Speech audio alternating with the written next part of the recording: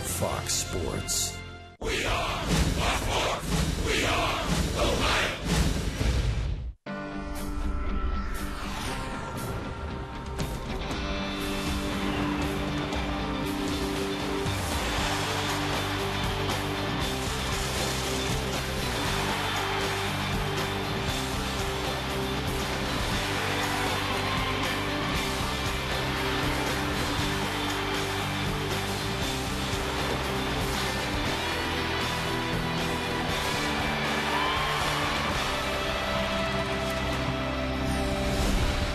What a perfect day for baseball. Hi, hello, and welcome to Great American Ballpark as Fox Sports Ohio presents Cincinnati Reds baseball.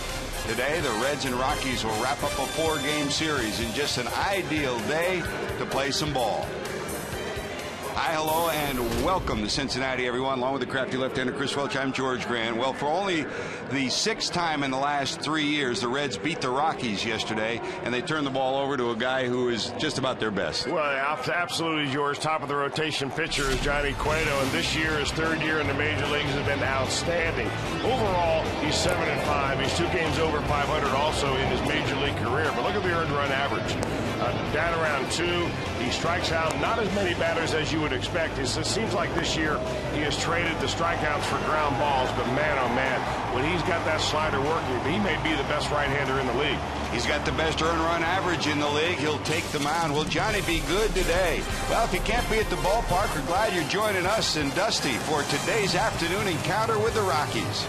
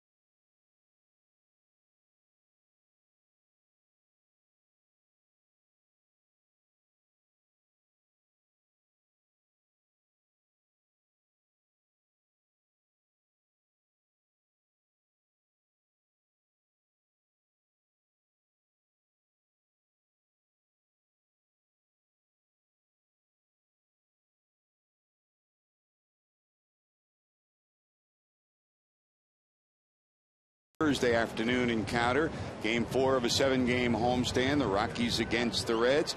It looks pretty and the forecast looks even better. Let's check today's forecast with meteorologist John Gum. All right, the Reds going for the split today against the Rockies, and the weather could not be any better for baseball in Cincinnati. We're going to start in the mid-70s by the first pitch, good up near 80 by the final out with low humidity, plenty of sunshine, just great conditions for a ball game today at a Great American Ballpark. Go Reds! Thanks, Big John. Let's take a look at what is the starting lineup for hometown native Jim Tracy out of Hamilton, Ohio. He'll have Dexter Fowler back in the leadoff spot, the switch hitter. Mark Ellis back at second base. He'll bat second. Carlos Gonzalez, one of the big three. He's the only one in the lineup today, as Tracy, with his club not having a day off this week, will give Tulowitzki and Helton the afternoon off. Alfonso will be behind the plate. He'll hit behind Gonzalez. Seth Smith, who's fresh from 2 homers in the first game of this series, will be in left. Chris Nelson will be at third. Wigginton moves from third to first. Jonathan Herrera will get the start in place of Tulowitzki. And Chacin will be your starting pitcher. He'll hit in the number 9 position. That's the Rockies batting order, and here's Johnny. Well, you know, Dusty Baker, when he sets up that starting rotation, likes to go soft, hard, lefty in there if you've got one. And what he did last night with sending out Mike Leake was more of a softball type pitcher. Sinking ball, changes speeds, adds and subtracts. And then today you come back with the hard firing Johnny Cueto, throws his fastball up there 94, 95. He reached 96 at the last inning of his complete game shutout against the San Francisco Giants. But for the most part, Johnny Cueto throws that two-seamer down and in. He throws that two-seam slider down and in the left-hander. So he'll be working down the zone. And memo to all the infielders, be ready because he'll get a lot of ground balls today. Chris, Johnny pitched Saturday in Chicago. You were there in Chicago. We looked at it. We watched it. You said from the very beginning he didn't look like he was his normal self. But as it turned out, we found out later he had a touch of some bad chicken wings or ribs or whatever, huh? Well, he was very sick when he got to the ballpark. In fact, he only got to Wrigley Field about 1 hour before his scheduled start because he just could not get out of bed that morning. But like the warrior that he is, he took the ball anyway.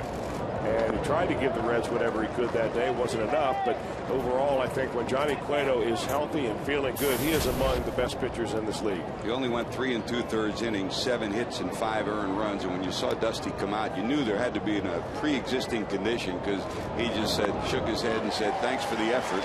We're giving you the rest of the day off." How's this for an effort to start it off? He strikes out Dexter Fowler for out number 1. Let's check your forward defensive alignment for the Reds. In the National League, Philadelphia is the best defensive team. They've made only 53 errors. The Reds are third with 66. Sapelt, Stubbs, and Bruce in the outfield. Todd Frazier, who had the key play last night at the end of the game at third. Renteria, Giannis in for Phillips, who's out with that gimpy elbow. And Joey Votto's at first. Ramon's behind the plate catching Johnny. Now they're throwing strikes and swinging early so far. That's fouled off by Mark Ellis, who's in at 258 with a couple of homers and 12 knocked in. Ellis acquired from Oakland, as the Rockies, when they made the deal, were still on the fringe of contending in the West. And now it's a long shot for Colorado, just as it is a long shot for the Reds. Colorado starts the day 9.5 back of Arizona, who overtook the Giants in last night's game. So they're now a half a game ahead of San Francisco and 1 game ahead in the loss column. The Rockies are 10 games back in the loss column. Rockies have struggled against the West. They're only 21 and 26. Against the Central, it's their best record against any division. This one hit hard to center field. Back is Stubbs. He's got it measured, and he'll haul it in a step from the wall. Ellis can't hit it much farther than that, and it goes about 400 feet straight away center field, and the speed of Drew Stubbs tracks it down. Well, you can afford to play rather shallow in this ballpark because normally whatever goes over the outfielders' heads ends up in the stands. He's looking at Ramon Hernandez saying, "Was that ball up or what? Do you want me to get it up even higher?" Cueto really doesn't pitch much north and south. He just kind of buries that ball down the bottom of the zone, works east and west, meaning from one side of the plate to the other. Occasionally on certain batters he'll go upstairs to try to make him chase a 4-seam fastball, but that is a rare thing for Cueto. Well, this is a guy that you don't want to make a mistake down to him, because that's his wheelhouse, and he's shown it to everybody in the league. He was the leading hitter in the league last year. He's in at 282, 16 homers, 60 knocked in. A couple of hits in the series, including a home run. He had a stint on the disabled list. That right wrist is still wrapped, so really not still 100%. Look out, that plunks him right in the middle of the back. Now, we had a warning on the first night in here. When Brandon Phillips was hit by a pitch, Lance Barksdale came right out and said, all right, that's enough. We're going to put a warning in here, and next guy that hits a batter is going to get the manager thrown out as well. And Johnny Cueto wants to get in there, but boy, this one really comes in there on him. That's the 5th batter that's been hit in this series. Both Dusty Baker and Jim Tracy told Gary Cederstrom, the crew chief, that there's nothing going on after the warning was issued 2 days ago. But in any event, that's baseball. Yeah, both managers were actually very surprised to see Lance Barksdale be so aggressive with that warning of the benches. So Johnny will have to work from the stretch here in the first as Gonzalez is plunked, and here's Alfonso.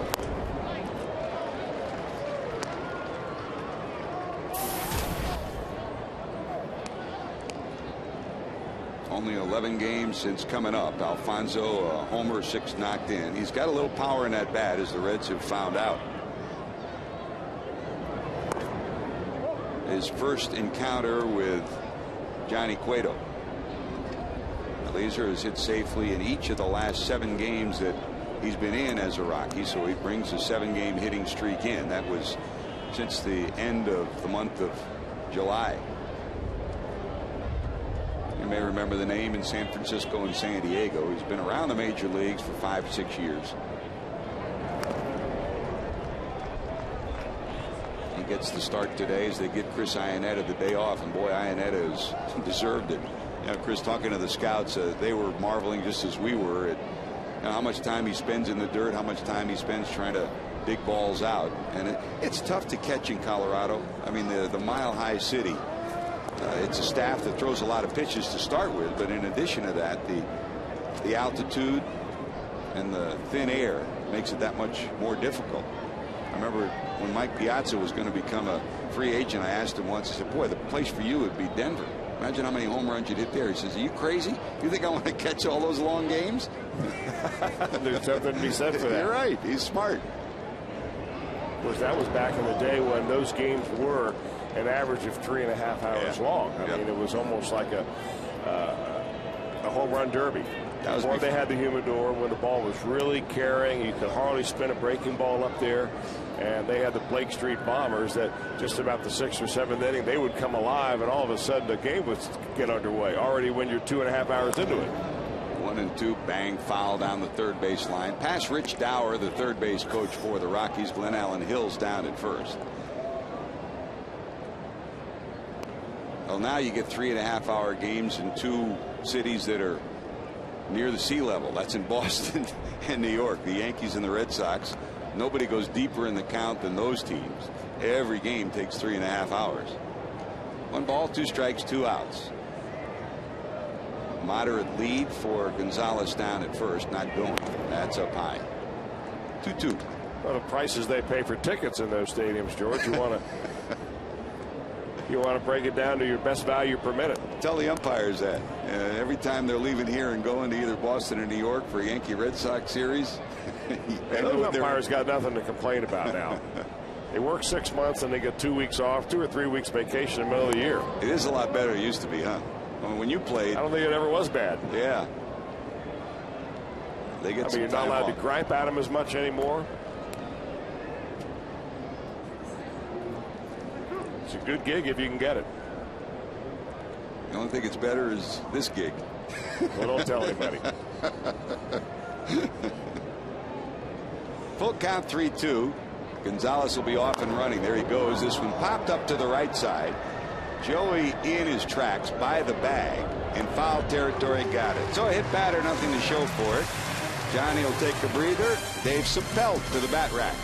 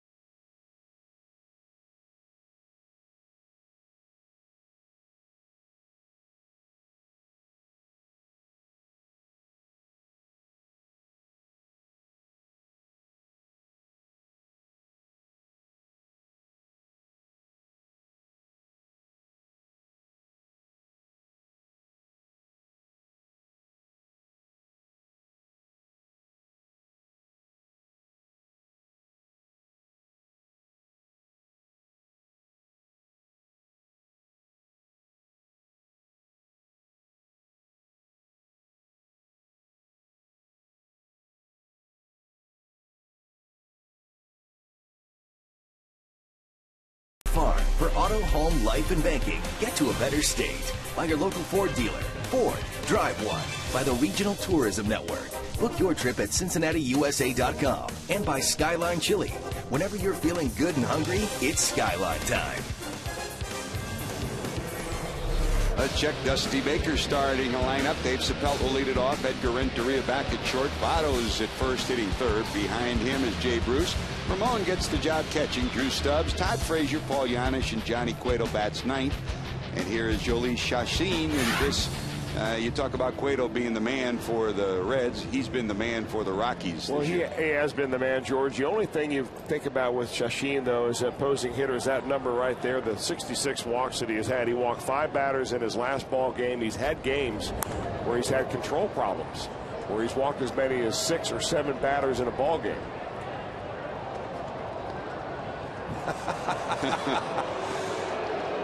Well, Ty Wigginton will hear that from the crowd down the right field line as he holds the ball up.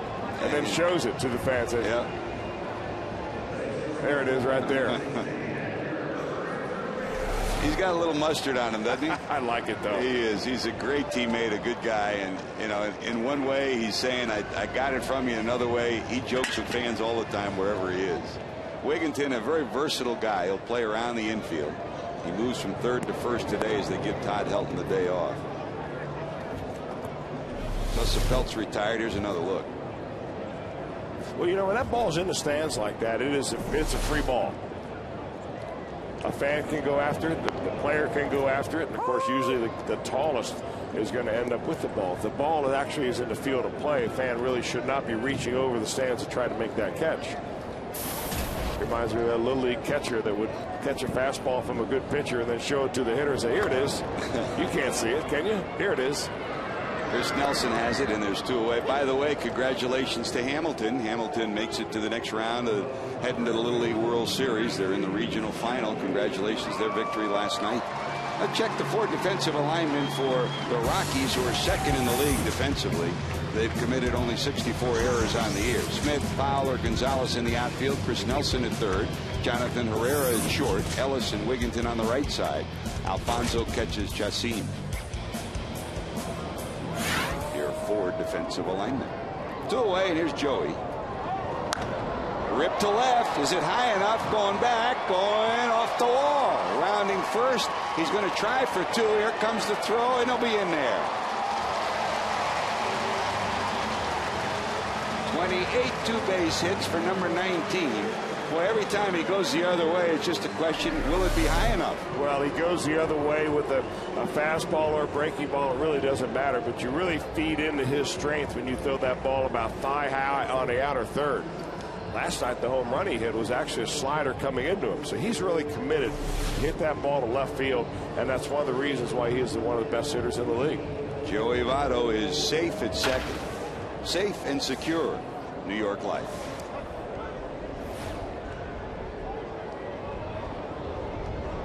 Well, here's Jay, runner in scoring position with 2 away.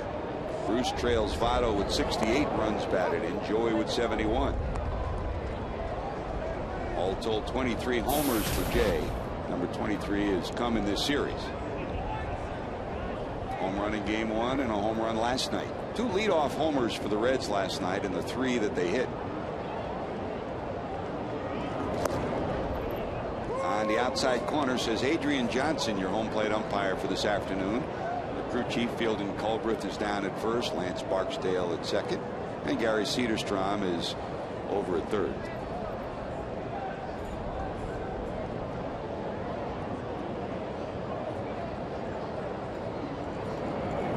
You know about his great month for Jay Bruce, and that's the way he goes. He'll go red hot for a while, and right now he's in one of those streaks. Over the last 5 games, over 350 at 353, including the 2 home runs and those 7 runs batted in the most recent scheme.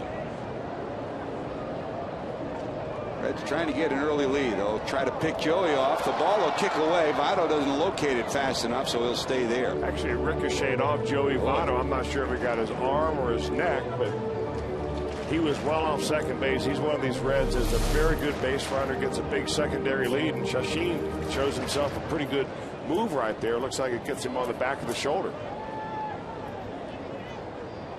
Ooh. Upper tricep, back of the tricep. With the left-hander up, the shortstop Herrera's right behind the bag. They'll try it again, and this time, no, he drops the ball. The ball beat him, but Herrera couldn't hold on.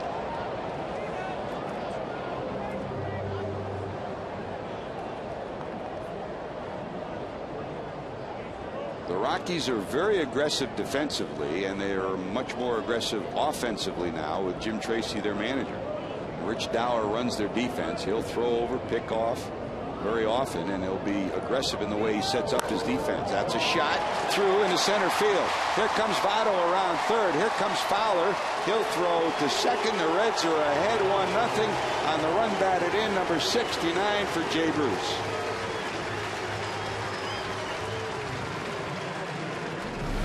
Well, a nice relaxed approach up there this time for Jay Bruce. Doesn't try to do too much with it. Let the ball travel deep in the zone before you hit it and take it right back through the box. You see the reaction of the pitcher, Jolie Chachin, on that one. He thinks, man, if I could just glove that one down, I'd be out of the inning. Instead, he gives up a base hit, a run, and finds himself down 1-0. It's funny, if you look at the two plays before when they tried to pick Votto off, Herrera was one step further behind the bag. As it turns out, he moved one step further to shortstop, and there was the difference between knocking that down and preventing the run from scoring. So the Reds lead it. Now they'll throw over to Bruce. Rich Dower runs the defense and the running game for Colorado. That's the bench coach for the Cincinnati Reds, Chris Spire, who runs the defense for Cincinnati. Two great baseball guys. Ramon, rocket shot, right. It'll drop in front of Gonzalez, and Bruce is going nowhere past the bag. He's got a cannon in right. 9 assists already from the outfield is Carlos Gonzalez, and that's patented Ramon swing, isn't it? It really is. You know, it just goes to show you that the better hitters on this Reds ball club, and Ramon Hernandez is definitely one of them, are just committed to hitting the ball the other way. Look how deep in that strike zone he makes contact with that ball. There's no way you're going to pull it there, but you are going to strike it solidly and take it the other way. Good look at our Exmo camera, brought to you by Performance Honda. Here's Drew. Third hit for the Reds in the inning. A double, a single, a single. Runners at first and second. Reds trying to hop up on top big in the first inning. And usually it's the other way around. The Reds have given up 76 runs in the first inning, and you know that story if you're a Reds fan. It's been a difficult spot for this team all year long. They are currently 6th in all of baseball at giving up the most number of runs in the first inning. They're going to throw down to second, and the throw will be a little wide. And Bruce will get back. That almost got cut off on the mound, Chris. Well, it's what they call a back pick. When the infielder sneaks behind the runner, and then, you know, the catcher tries to get him, sneak him in there.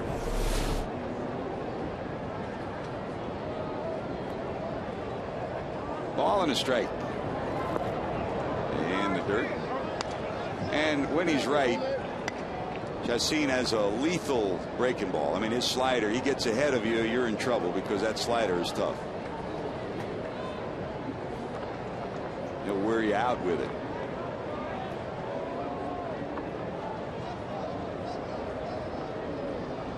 Bruce off second. Hernandez off first. Chacin to the stretch.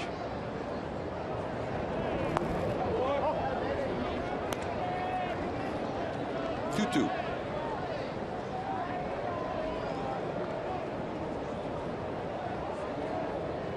Well, the number 1 and 2 starters gone for this club, De La Rosa, and of course the trade that sent Ubaldo Jimenez. So they've had to scramble for starters. Last night, Kevin Millwood, up from the minors, got the start. Chacin gets the start today, and the other story that, of course, has been so much in the news, Juan Nicasio, the youngster who showed great promise this year, hit by a line drive, fell on the mound, and fractured his vertebrae, 2 screws and a plate implanted in the vertebrae. I mean, it's amazing. He's got feeling in all of his limbs and extremities. Keith Duggar, the trainer, in fact, is not with the club. He stayed with him in the hospital and went home with him yesterday. And in talking to them today, the report is very good. He's doing good. He's moving around, and that's great news. But the Rockies pitching has taken a big injury hit and trade hit this year. Full count 3-2. Runners will be off.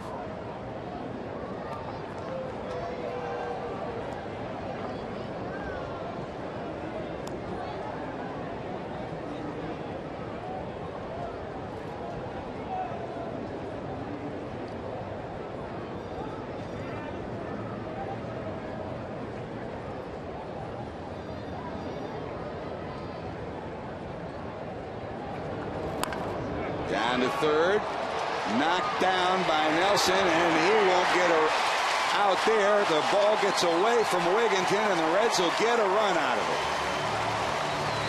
It's very similar, eerily similar to the ending play last night, right down the line. If Nelson fields it cleanly and taps the bag, he's got the final out easily. Not this time. Well, Chris Nelson may have forgotten who is running right here, because he's got to be committed, first of all, to knowing what he's going to do. But once he bobbles that ball, he realizes he's got no chance of getting Drew Stubbs.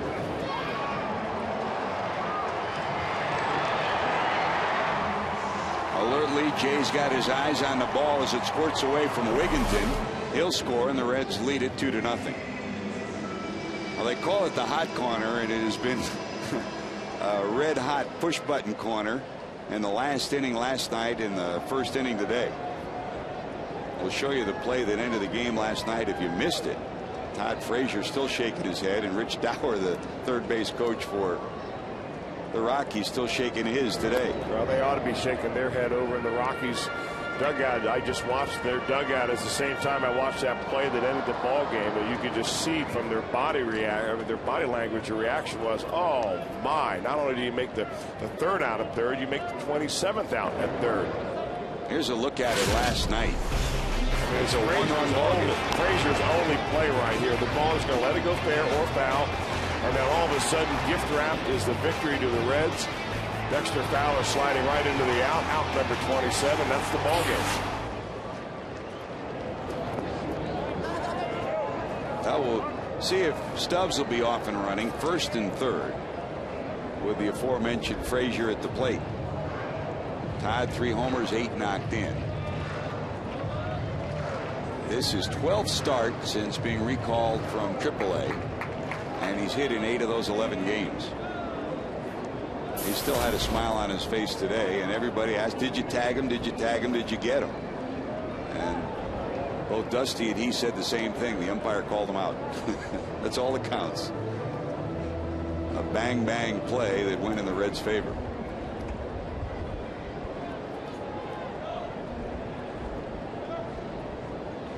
One ball to Todd.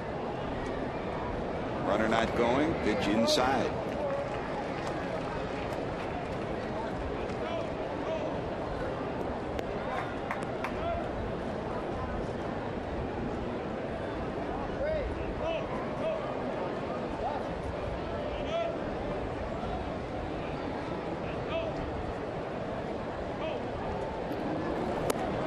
Breaking ball up high, and it's 3-0.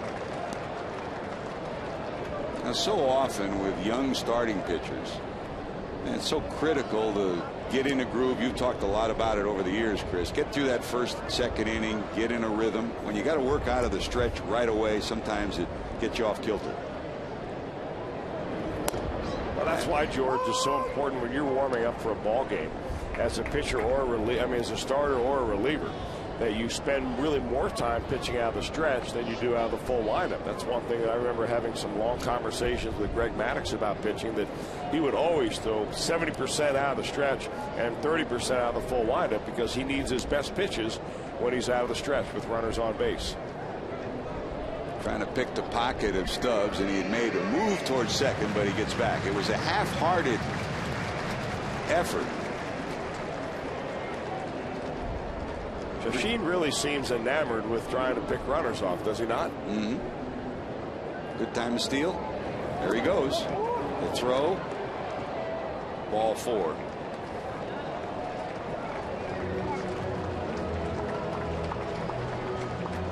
So Frazier walks, and the bases are now loaded. And that'll bring up Paul Janisch. Jim Tracy's, just like Dusty Baker, has seen a little bit of everything this year. Bob Apodaca, the pitching coach, trotting out to talk to Chacin. And just like the Reds, no day off this week, so this is a beleaguered bullpen.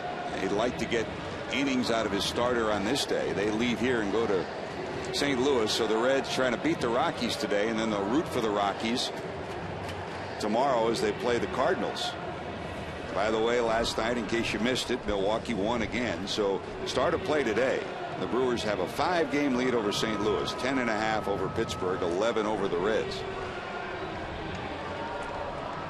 Your Honda standings story in the Central Division shows the Brewers with 50 losses, St. Louis 55, Pittsburgh 60, and the Reds 11 losses behind with 61.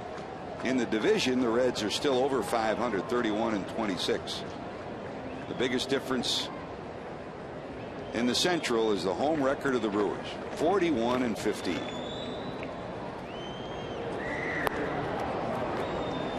Here's Paul.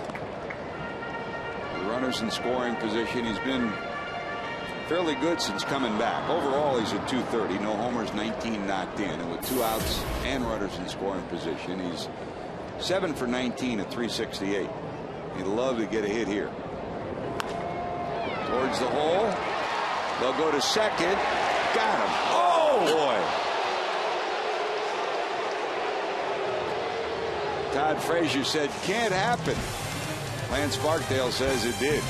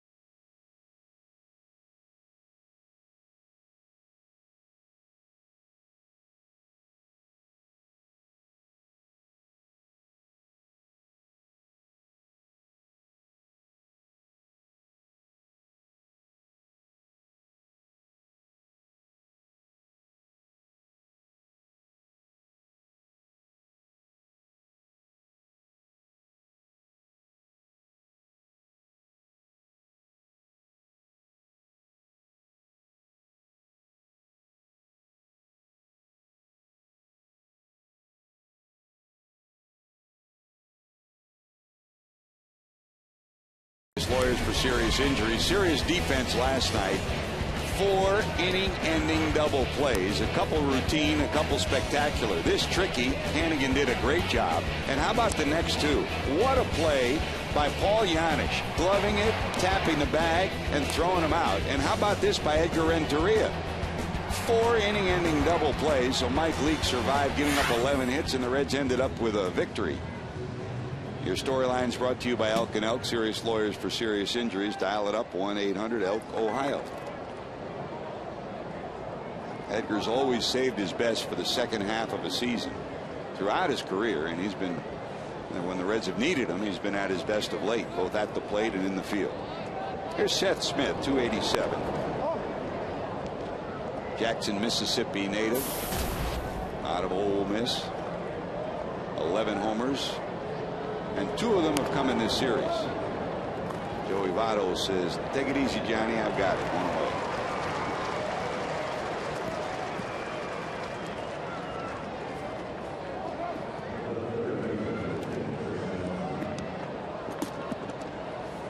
Well, Reds home today, and just a perfect day for baseball, and the forecast looks pretty good for the weekend. Hope you get a chance to join us for baseball here at Great American Ballpark this weekend as the Padres come in for their only visit of the season. Getaway day first swing. Bruce, long run. Does he have room? Well, I think getaway day is part of it, George, but the other part of facing Johnny Cueto is that when you get 2 strikes on you against Cueto, he's coming out throwing fastballs and throwing strikes. They don't want to see that slider. So they're going to look at the first straight thing that they see up there and be ready to swing the bat. I mean, some pitchers, you can sit back and say, all right, I'm not really afraid of hitting with 2 strikes, but with Cueto and his stuff, it's not the situation you want to be in. Nelson, a couple of hits in the series, and if anything, I mean, we know that those that have watched Johnny Cueto since he was in the minor leagues with the Reds, I mean, starting with Johnny Almaraz, who found him and brought him into the Reds organization, and Johnny told everybody this kid has a great demeanor. Even though he doesn't speak English, he has great baseball aptitude, and he competes, and boy, he has proven to be correct. Johnny has grown up measurably. Now, we had Edinson Volquez alongside of him coming up, and it looked like the Reds had a great 1-2 punch. What's the difference between Johnny Cueto and Edinson Volquez? I think the delivery, Johnny Cueto's delivery, I mean, he's gotten a little more complicated this year with that turn, but he keeps his pace. His beat of rhythm is solid. He doesn't try to jump at the hitter, and I think the only thing that's holding Edinson Volquez back is him being able to control the bottom half of his body in the delivery, find a rhythm on that instead of jumping at the hitter, stay back over the rubber, then use your legs as one piece with the rest of your body going towards home plate. Johnny Cueto has figured that out, and he uses all of his body on every pitch, and Volquez is still a little inconsistent in that. Although the reports we get out of Louisville are much, much better on Edinson Volquez, it seems like every time he goes out there. By the way, it'll be great to get Teddy Power back. Tom Browning's been down as the pitching coach down there. Teddy, after his hip surgery, coming back to join Rick Sweet and Smokey Garrett for the closeout of the season. But hey, if you got a Tom Browning and a Teddy Power helping you down there, it's got to help you. Well, you know, it's funny because most pitching coaches say the same thing, but they say it in different words. So it's really good. I always thought it was great to have different pitching coaches so that they could, you know, one time one guy says it doesn't really mean anything to you, and then the next guy says it, same thing, but in just a little different way, and all of a sudden the light goes on. And I think that may have been the case with some of those guys down in Louisville. They hear the same thing from Browning as they do from Ted Power, both of them great pitching coaches. But sometimes one delivery makes a little more sense to you than another one does. 8 starts for Edinson Volquez, a 2.19 earned run average down in Louisville. Swing and a miss by Wigginton. Now, I know the answer, obviously, from a lifelong standpoint. Robin Roberts was your college coach, and we all learned from him. But as a pro, who was the best pitching coach you worked on? You know, I had a lot of good pitching coaches, George, but the one who really got me to the big leagues was Sammy Ellis, former Reds pitcher, the won 20 games back in the 60s. I had him the year after I had Stan Williams. Now, Stan Williams was the pitching coach of the Reds during the 1990 World Series year. And he's an excellent pitching coach, but the way that Sammy presented it to me the year after, it just for some reason or another made more sense. I bought into it, and I ended up going to the big leagues that way. 3 balls, 2 strikes, 2 outs. That's wide. Ball 4. Wigginton will take the walk. And sometimes it's demeanor, too. I mean, nobody was a harder, tougher bulldog than Stan Williams as a pitcher or as a pitching coach. Oh, you're not kidding about that. Steamer. I mean, you learn a little bit from every one of them. Yep. You know, whether it's a strategy of how to prepare, whether it's a strategy of putting hitters away, Stan Williams away or another way.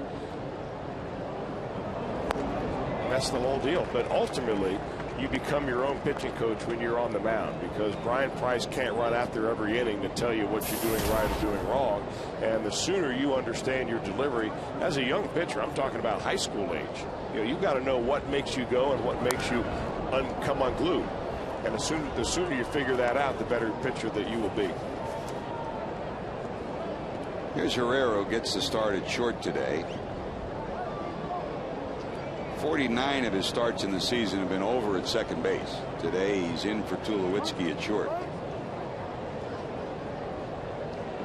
He has struggled at home, hitting under 200 at 187, but nearly 300 on the road. And he's filled in twice for Tulo at short and done pretty well offensively during those stretches, hitting over 400. And Jim Tracy hoping he can get a stand-in that duplicates one of the best offensive shortstops in the game, who's taken the day off.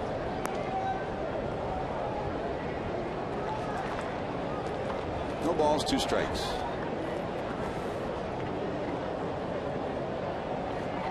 Milwaukee St. Louis will play tonight. Gallardo against Carpenter at St. Louis. This afternoon, Mets lead San Diego 2-0.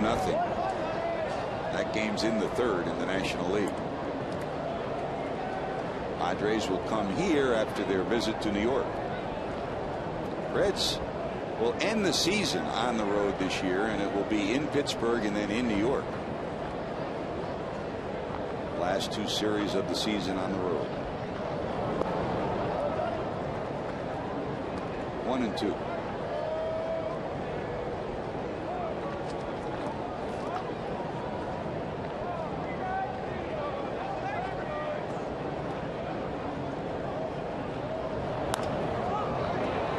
Looped into center. Here comes Stubbs. He'll put it in his pocket, and that'll do it. Hit batter in the first, walk in the second. That's all Johnny's given up. Cueto comes to the plate when we return.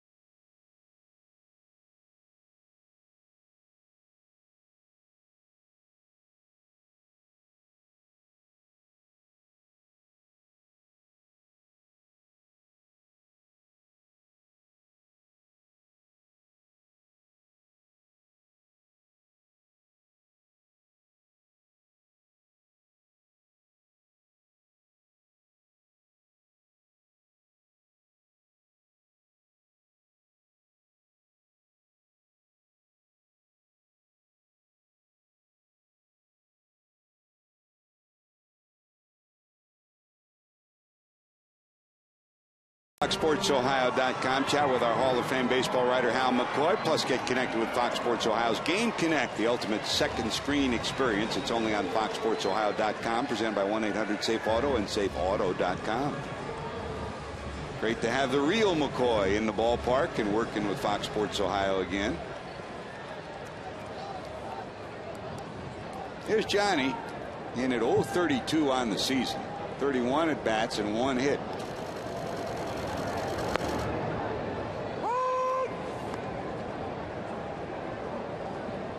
Cueto will be followed by Dave Sapelt and then Edgar Renteria.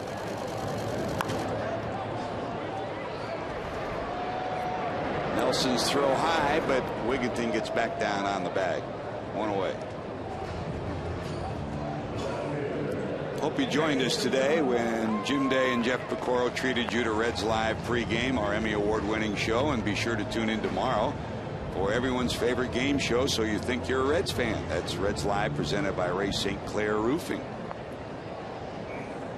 And hope you join us this weekend, Friday, Saturday, Sunday. JD will be here in the booth doing some play-by-play.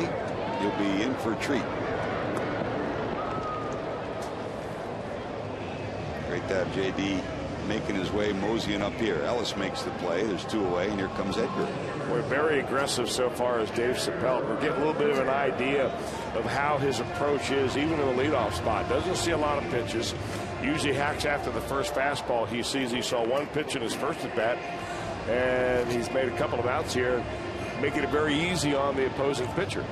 You know, as you get more and more accustomed to the leadoff spot, at some point you need to start working the count.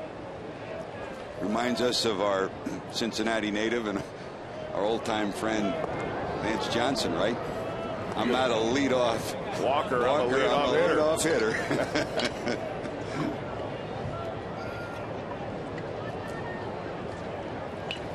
Here's Edgar, grounded out first time up. And second time up, too. Well, they're doing Chacin a favor, a 5-pitch inning. Johnny, he had a brief break. Chacin will lead it off.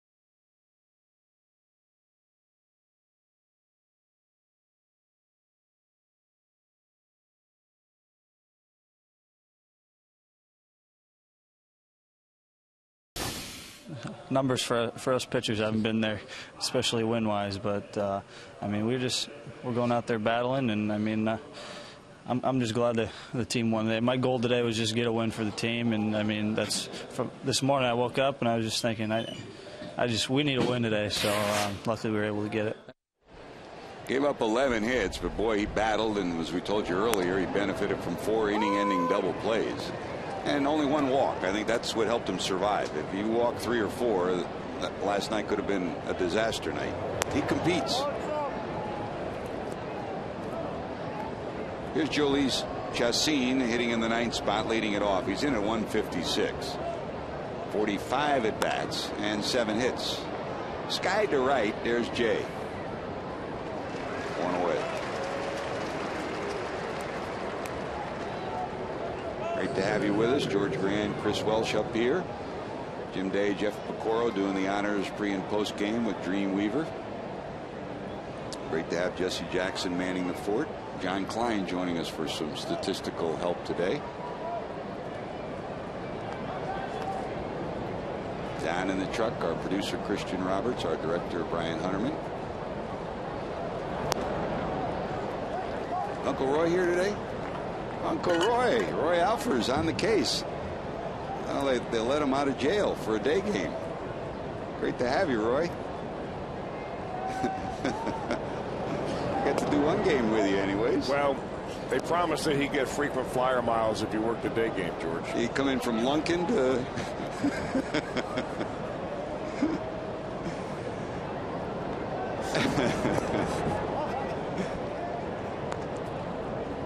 Matt Sigafus, Lauren White down in the truck as well.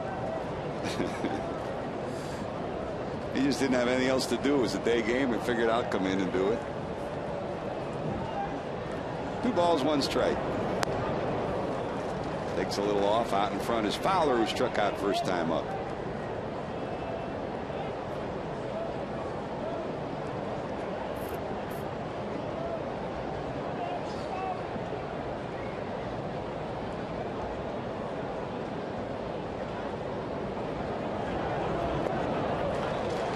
Now, there's some guys that you just don't see the ball well, and Fowler's story against Cueto is exactly that. Well, he's gone down on almost the same sequence of pitches right to the very last pitch where Johnny Cueto buries a slider down and in, and he just swings right over it.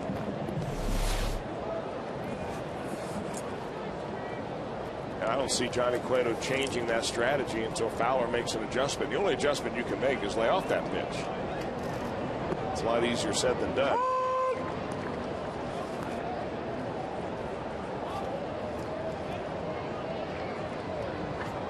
Here's Ellis. Hit the ball to the warning track in center first time up.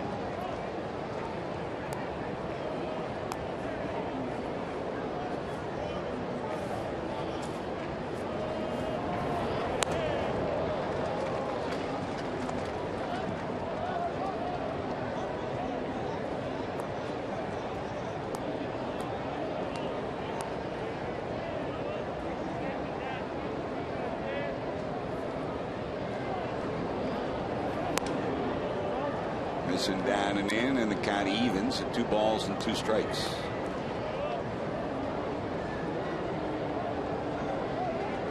Solid defensive second baseman. Give you a good at bat as well. Maybe one of the most underrated second basemen in the game in recent years.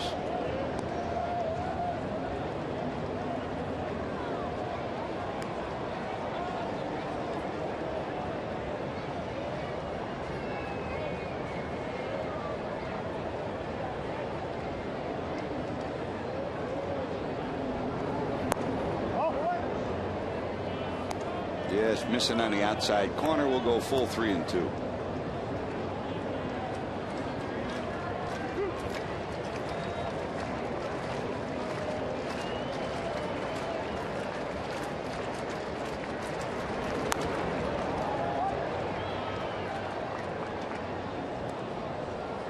That's about my favorite place to sit in the ballpark, Chris, down that right field line in that lower area. I mean, it's a great view of the ballpark, great view of the whole park and the field too. There's a liner right center. Will Bruce cut it off? He will, and he'll hold Ellis to a single. Ellis hit the ball well the first time up, chasing Drew Stubbs all the way to the center field wall. So he's one of these guys that maybe does see the ball well off Johnny Cueto. That's a fastball that he stays behind and drills it to right center field.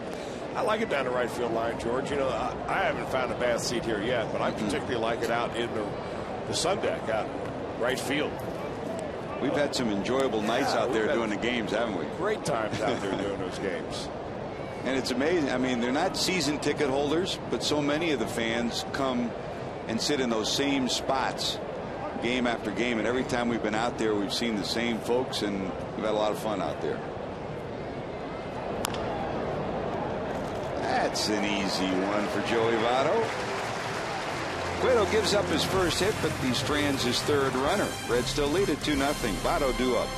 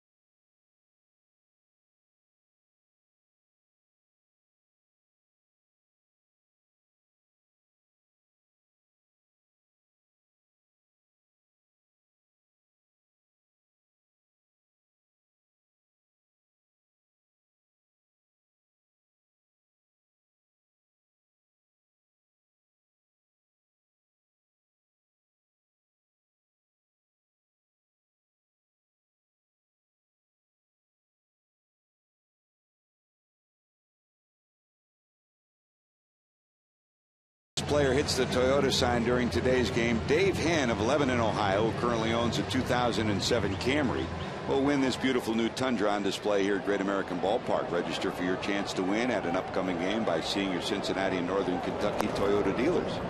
Hey, Jesse, I drive a 1986 Toyota. Does that qualify?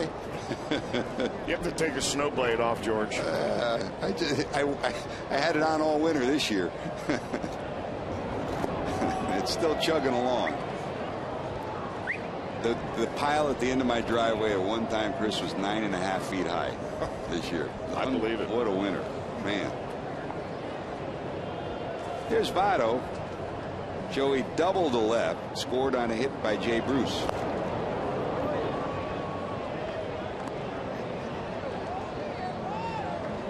His 28th two-bagger of the season. We got two doubles machines in this series. VOTTO with 28. Tulowitzki, who's sitting out today, with 31. That's a call, strike 3. Joey retired, and that's strikeout number 1 for Chacin. Hey, sports fans, this Sunday following Reds Live postgame, stay tuned to Fox Sports Ohio and catch all the action from Pro Football's Hall of Fame Enshrinement Festival. The Timken Grand Parade from Canton, Ohio.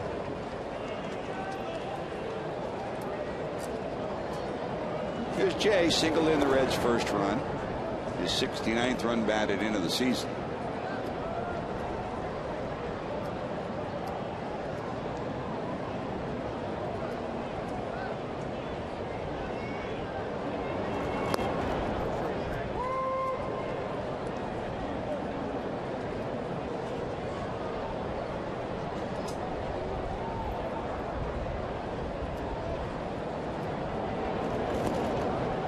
When you were a player, Chris, you got to know from bullpen to bullpen, you know, who would normally be sitting around the bullpens. And we talk about when we'd be out in right field and see the same fans, and you know the players have the same thing. Jay Bruce, who's the Reds' right fielder, I mean, it's like he's got his right field family out there. They come every day and have an ongoing conversation with him. Well, Jay retired on a strikeout. Back-to-back strikeouts for Chacin, and here's Ramon.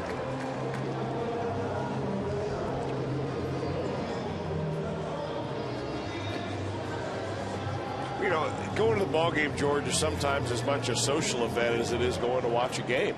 I mean, season ticket holders get to know those people that are around them. Even if you're not a season ticket holder, but you go to a fair amount of games, you go to the same spot every time, or you share some season tickets, you get to know the folks around you.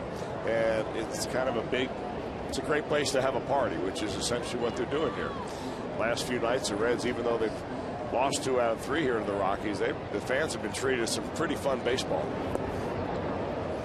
You know, when your dad Dan used to take you to Riverfront Stadium, I mean, back in that area, not many people had season tickets, but I know that he was so fond of the process. He looked forward to it more than you were going to the park. Huh? Well, we were the first ones in the stadium and the last ones to leave. Yep. Every day.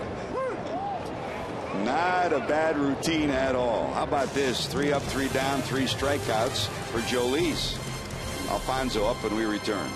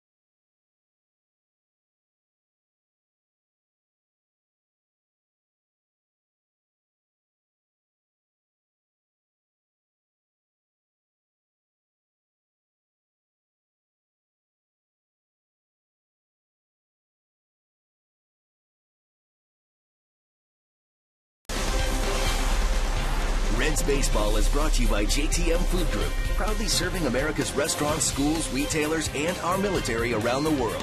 JTM Food Group. By your Cincinnati and Northern Kentucky Toyota dealers. For a dealer near you, visit buyatoyota.com. And by Geico. 15 minutes could save you 15% or more on car insurance. Visit us at geico.com or call 1-800-947-AUTO.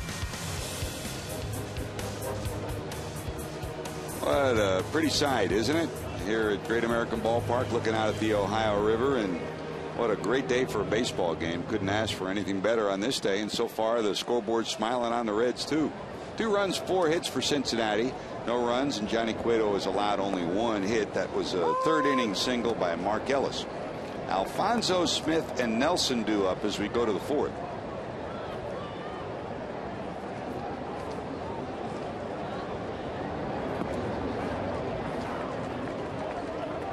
Pitching rotation for the weekend for the Reds. Bronson Arroyo will go Friday. Homer Bailey Saturday. Dontrelle Willis on Sunday.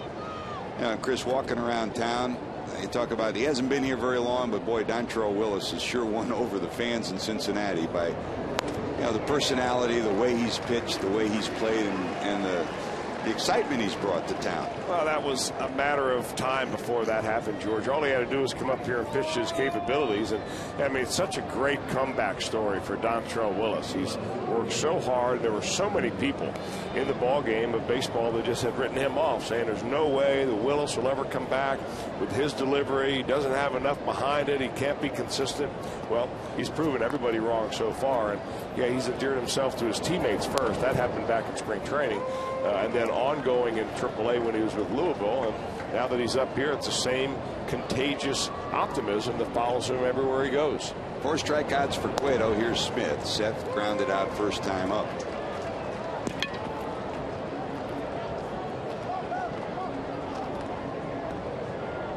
Next week we'll get to see the Washington Nationals, and we'll get to see Davey Johnson. Looking forward to seeing him. Pat Corrales back as his bench coach. And everybody always used to say if Rick Ankiel didn't make it as a pitcher, he could make it as an everyday player, and he has. And I think you could say the same thing about Dontrelle Willis. He's a baseball player, not just a pitcher. Take a look at Johnny Cueto right now. Yeah. He slipped a little bit on that last pitch.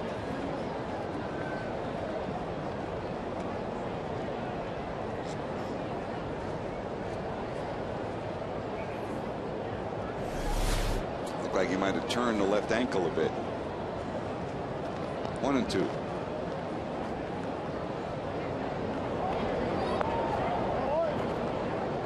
Kind of looked like Tom Brenneman getting out of a cab.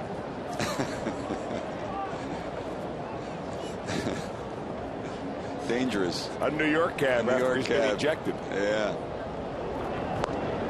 There's a swing and a miss. Boy, Tommy's got a full bill of fare for the next couple of months, huh? With all the football and the baseball. He'll be on football tonight. Our AT&T trivia question: what is the Reds' largest run deficit overcome to win in the last 40 years? The Reds' largest run deficit overcome to win in the last 40 years. Could that be that game in Colorado? It just might be. Remember that day? Oof. We had one series where it was 12 runs one day, 11 runs another day, and again, that was before the humidor.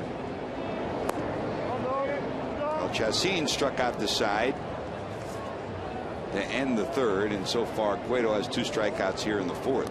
Nelson struck out first time up.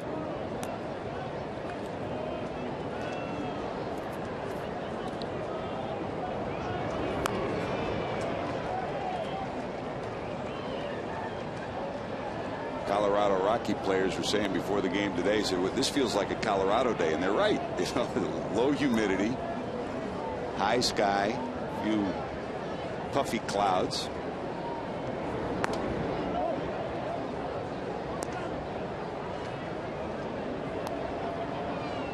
Pretty sight, huh? Not many bad sights when you got a diamond and 60 feet 6 inches. Well, the weather here today is just absolutely perfect for a baseball game. Or golf. And Jim Strickler was a smart one. He's not up here in the booth tonight. He's playing golf today. John Tolmer's joining us up here. If you're real smart, you can do both. Yep. So that means you're going to play later? You better believe it. Well, dueling pitchers. They each strike out the side. 1, 2, 3, 6 punch outs for Johnny Cueto. Reds go to work. Bottom of 4. Here comes Stubbs.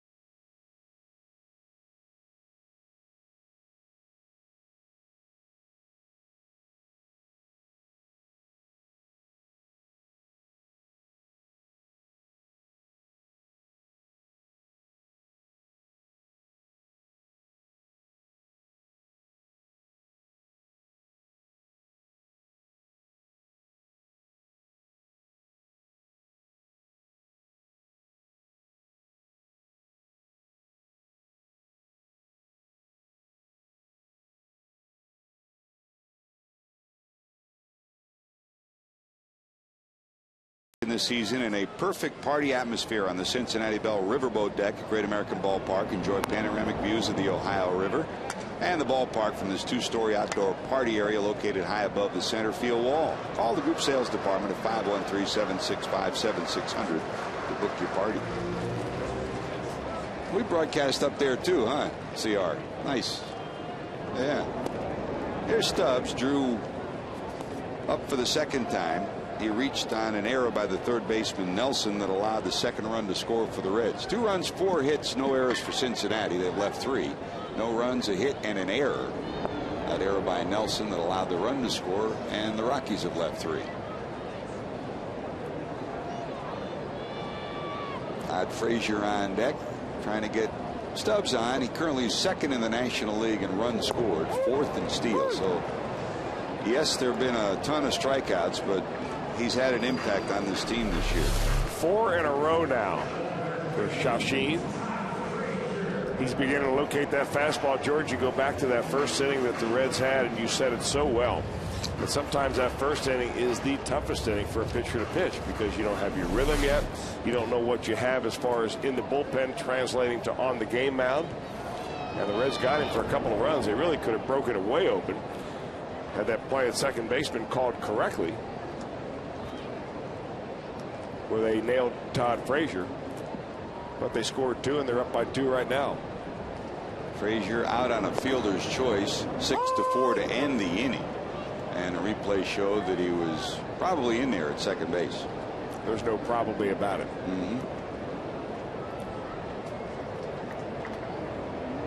He walked his first time up. He'll be followed by Paul Janisch.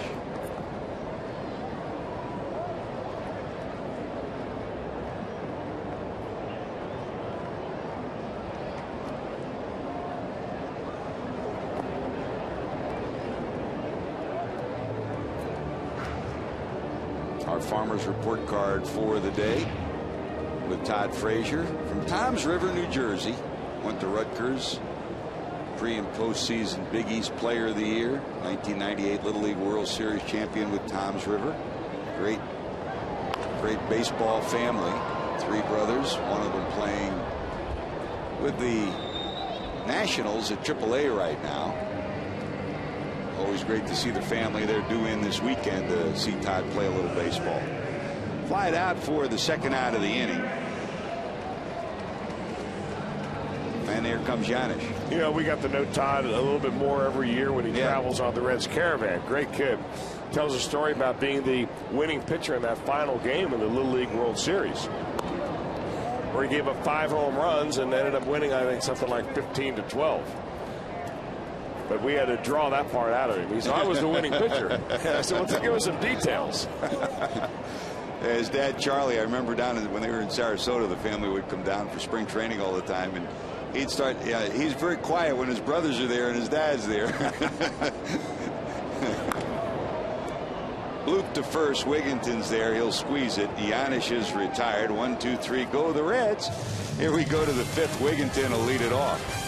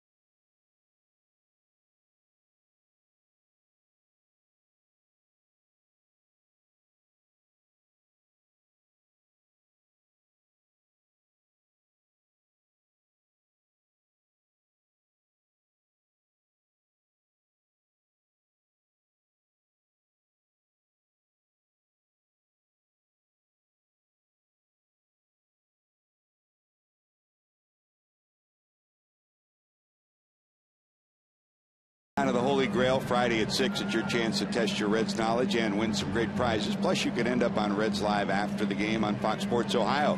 Be part of the fun at the Holy Grail. The bank's right across from Great American Ballpark. Always a great time, whether it's a ball game or not, but it's even more special when there is. And the numbers on this one as we go to the top of the 5th. Wigginton will lead it off. Herrera and Chacin will follow. Pitchers duel so far. If you joined us late, the Reds scored in the first. In fact, it came with 2 outs, a double by Votto, a single by Bruce, a single by Ramon Hernandez, and then Stubbs reached on an error that allowed the second run to score. And that'll roll foul, so we'll try it again.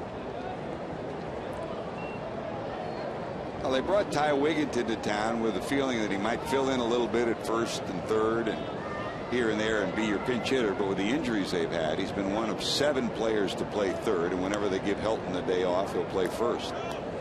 Good bench guy, good guy to have around.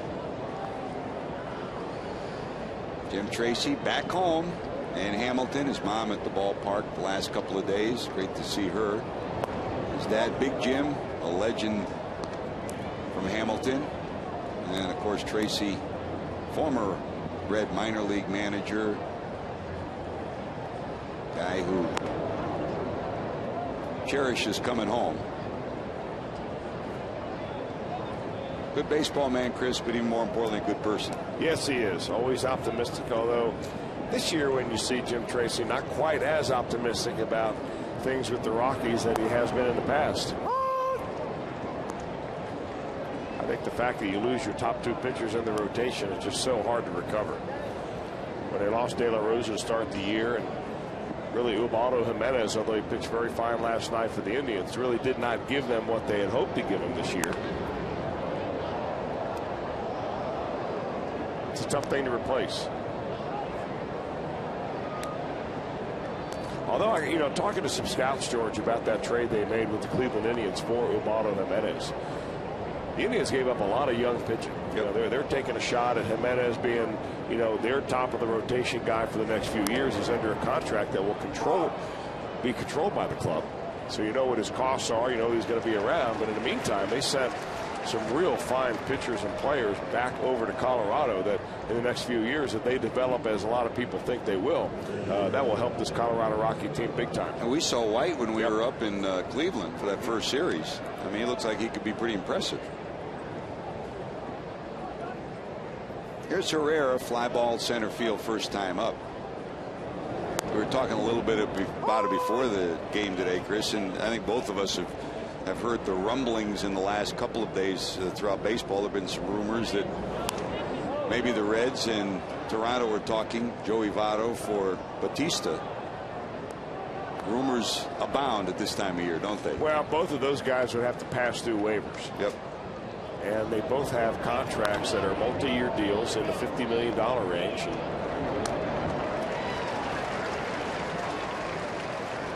You know, the folks that I talked to in the last week or so, a couple of them are affiliated with the Toronto club, disavow any knowledge of any of those talks ever taking place. Well, internally they probably have. I know when we went up there, I know Paul Beeston, the president of the Blue Jays, has made it clear that they'd love to have Joey Votto. Well, I mean, who would? Because he's from Toronto. I don't know that Joey wants to go to Toronto, though. You know, I mean, sometimes playing at home when you're a star is more difficult than you might think.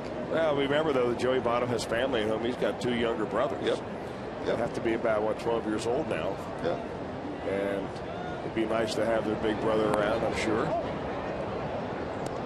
And you're talking about trading the cornerstone of your franchise right now in Joey Votto. Yep. Now, from a baseball standpoint, you think, will he ever be worth more than he is right now? Under contract, somewhat affordable, considering that he won the MVP last year. He was the best bargain in baseball for any team last year when he did that for the Reds. I mean, eventually that salary begins to skyrocket to the point where I believe in his last year he's getting something like $17 million. Yep. I think in a perfect world, there's no doubt that Bob Castellini and Walt Jockey would love to sign him up and keep him a Red for a long time. But can you afford that in this size market? That's the biggest question that they'll have to answer in the next couple of years. And I think in Walt's case, you also have to, as you look at this year, look at what are your other options. You look at Yonder Alonso. They have to make a decision on him probably this year, because you know people are going to come knocking at the door. You know he can hit. But yeah, where? But do you know enough about him to move your cornerstone player and put him there? And maybe there's some baseball people that think that they know enough and say, yeah, that's the deal to make. I always prefer when trades and baseball deals are done for baseball reasons and not for economic reasons and not for PR reasons. Center field sinking. It'll drop in front of Stubbs. With the runner going, it'll be first and third with 2 outs. Now, I have no doubt in my mind that Walt Jocketty was the one that signed Albert Pujols to the long-term deal ahead of the curve. And I fully believe that if he had remained in St. Louis, that Albert Pujols would have been signed, sealed, and delivered long before this year or the year before. They wouldn't be in the situation they're in now. And I still have a feeling that, all things being equal, that the conversation will continue surrounding Joey. That's what makes for the business of baseball and the dynamics of being a general manager and an owner. You do what you can for your city, you do what you can for your team, but you have to be realistic with your financial constraints as well, and be ahead of the curve with your young players. And that's what the Reds are trying to do here. Here's Ellis, who's hit the ball hard twice today, a fly ball to center and a base hit to right. No, we've been talking about it really for the last few years, George, the way the Reds have drafted and developed players. I mean, they are chock full of players that are right on the precipice of being big leaguers. They've got a lot of good players down in AAA. We've seen a number of young players up here this year that can handle big league play. So I don't know if they've ever been in a better shape as far as combination of young players, players under contract, veterans that are really beginning to get into their own now. It's a good place to be. Doesn't happen overnight, but the Reds are in a good position. Here's the 1-1. Down to third and foul. And whatever happens this year, whether the Reds get back into the thick of this race or not, Walt Jocketty has to find out about some of these players, about Todd Frazier, about Yonder Alonso, about Sapelt. Go down the list one after another to decide when you go to the winter, do you make a deal involving those players or which are the ones that are keepers for you? And it's an ever evolving job, and the most difficult job in baseball is being a general manager today.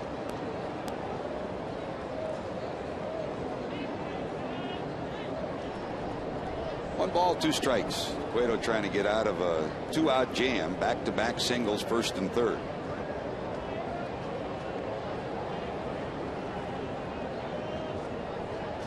Johnny trying to pick the pocket of Fowler, but Dexter gets back.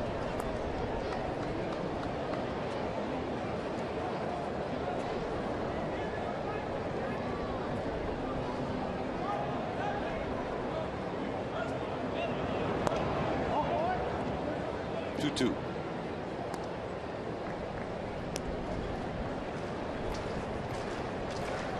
And the other guy who probably will be up soon after the knee difficulties, he's back and probably will be up, if not this weekend, maybe shortly thereafter, is Juan Francisco. The Reds would love to get a look at him up here too as you look ahead to next year. And the dirt will go full 3-2.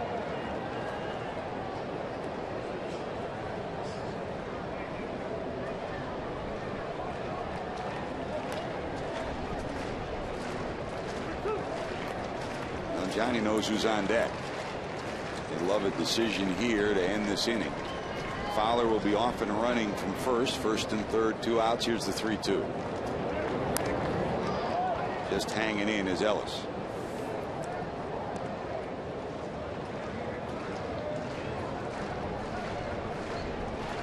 The base running play last night by Fowler at third was frustrating for the Rockies, but even more so when you realize that Gonzalez and Tulowitzki were next up on deck and in the hole in a game that was very winnable for them. He got him leaning, but he gets back.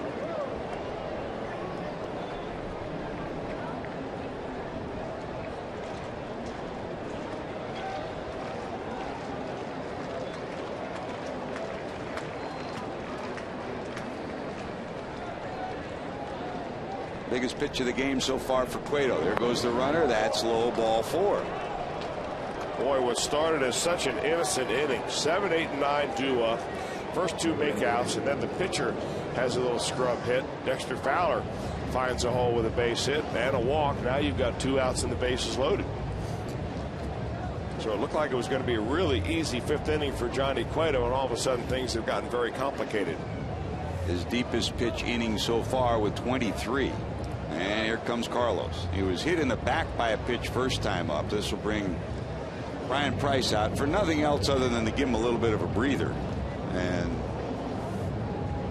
settle the 2 of them down and go after Carlos Gonzalez. And really for Johnny Cueto right here, it's getting back to basics. You know, let's get focused again.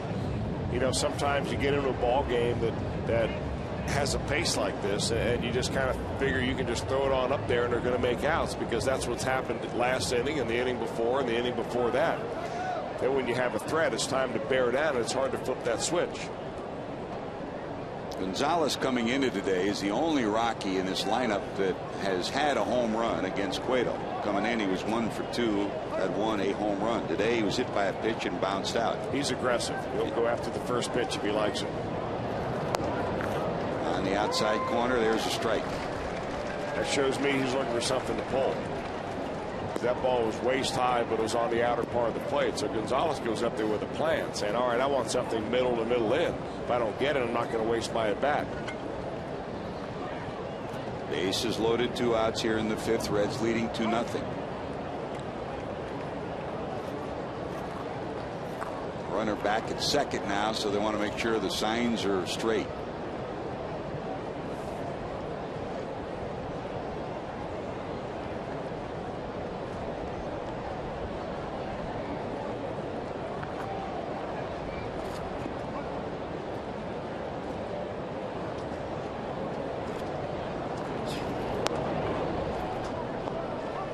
If you're coming in, you got to be way in against this guy. Well, you know, that's really to just kind of make him move his feet, change his eye level a little bit. Now when Cueto can go back outside with that hard 2-seam fastball, he's got a chance of Gonzalez pulling off it a little bit.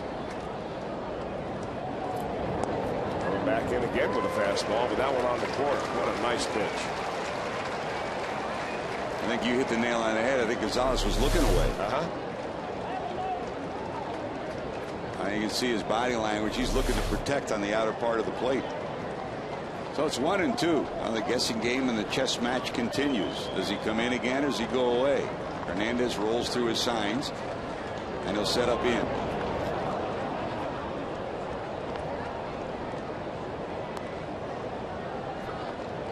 Two.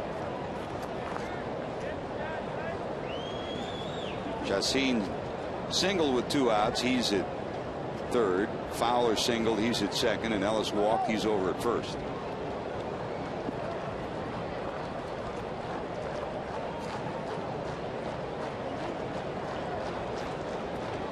Yanni to the stretch. Drilled, but way foul. That's that difference of 2 or 3 inches, huh? Well, it's also, you're exactly right, but that's a breaking ball that's just boring in on his hands. In fact, Cueto's trying to drop that pitch on the back left foot of the hitter. And even though he catches a little bit of the plate right there, he's got Gonzalez out in front just enough, because the last 2 pitches he has seen have been 93 miles an hour. That one comes in at 85, so Gonzalez is a little bit ahead.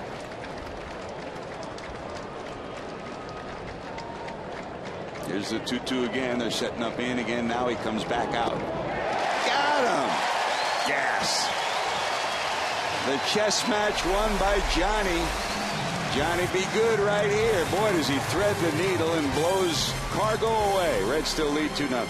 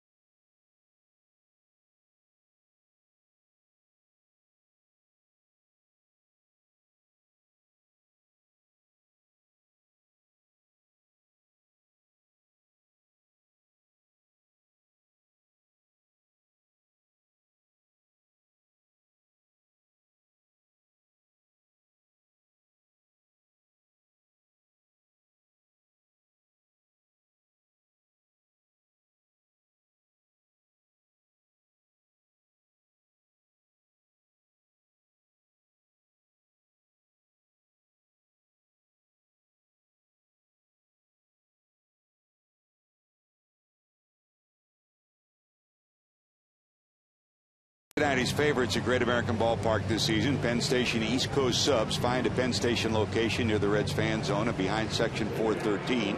Enjoy all the baseball action while eating at Penn Station signature sub and authentic fresh cut fries.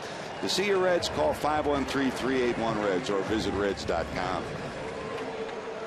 Well, a couple of times a game, Chris, you got to reach back and find something extra. Johnny sure did. You know, there are many pitchers that can do that. When they rear back and try to add something, a lot of pitchers throw it, you know, maybe about the same speed as a normal fastball, but straight as a string. Johnny Cueto is one of those rare pitchers that can rear back at the right moment. He cuts it loose. Ball comes out of his fingertips a little bit quicker. He dialed it up to 95, by far the best fastball of the day, and he saved it for the right time. That's when you know you've got a special pitcher. There's Cueto to lead it off. He pops it up. It goes foul. Take another look. Power against power. I just love this. I mean, you know, he's had him set up last 2 pitches breaking balls, and then he throws a fastball right by a real good fastball hitter, Carlos Gonzalez. And just to be sure, you don't know, you got Fowler out at second. Is he given location? So Hernandez set up inside. He set up in the middle of the plate, then he jumped in, and then at the last minute jumped out. Well, he had to throw a strike there. I mean, it was a 2-2 count, so he didn't want to go 3-2. And he wanted to keep it down, but he wasn't trying to pick the corner right there. He was just trying to go down and keep it somewhat away from Gonzalez. But at the very end of his delivery, right as that ball was coming out of his fingertips, that's when you give a little extra wrist pop. And if you're talented like Cueto, you'll add something to your fastball.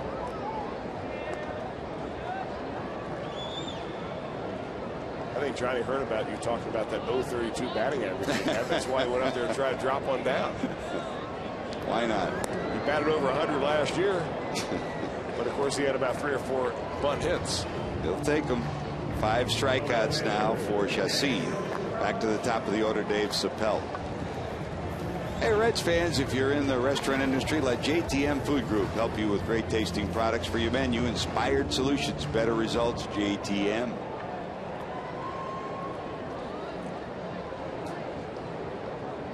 Here's Chappelle. Popped up, grounded out, 0 for 2.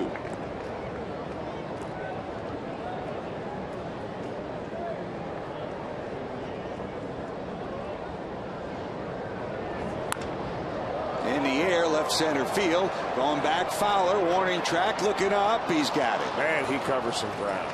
And like a Colorado antelope. Man, that had a chance. It hung up there a little too long for Fowler, who was shaded towards right center field. Boy, does he cover some ground. Well, the wind is blowing in, oddly enough, here at Great American Ballpark. That is a rare occurrence. And that ball may have been held up a little by that wind. Chacin likes it. But when you play in a ballpark like Coors Field, where it's such a big outfield, you need a speedy center fielder. Renteria bangs it down to third. The Reds go quietly 1-2-3 here in the 5th. Heading to the 6th, 2-0 Cincinnati.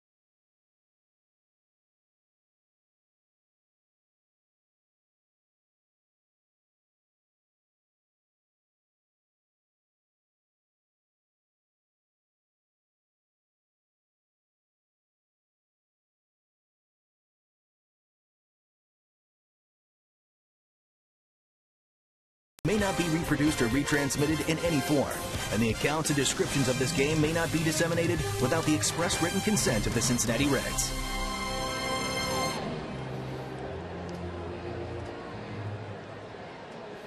Time for our AT&T trivia answer. What is the Reds' largest run deficit overcome to win in the last 40 years?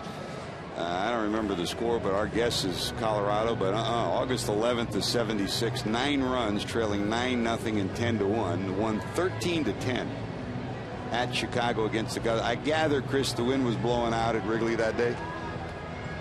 I don't remember that day, George, but I would probably think so.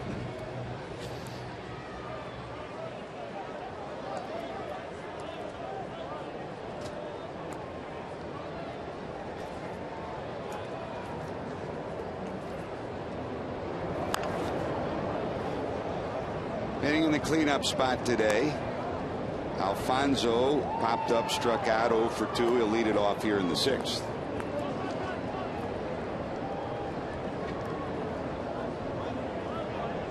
Mets and Padres are now tied 2-2 in the 7th in the lone afternoon game in the National League. There's one up the elevator shaft. Frazier battles the sun, hauls it in. One away. Alfonso retired for the first out of the 6th. Old-fashioned pitchers duel here. Boy, Chassin's been something else. Well, he's retired now 13 in a row. Ever since the Reds kind of picked on him there in the first inning, he's gotten tougher and tougher as the game has gone on. Only 7 hits total in this ball game.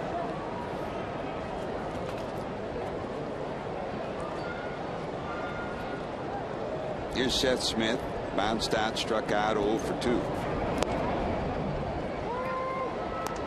And again, if you joined us late, updating what Jim Day, Jeff Pecoro reported on pregame. Still gimpy elbow for Brandon Phillips. He could be out as long as 4 or 5 days. You never know with Brandon, though. He's liable to show up in the 8th or 9th inning with a bat in his hand. But Giannis got the start at second.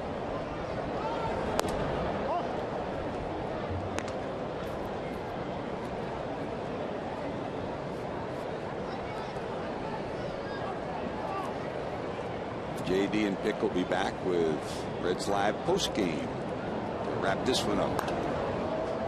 Popped up left side, he'll reach the seats.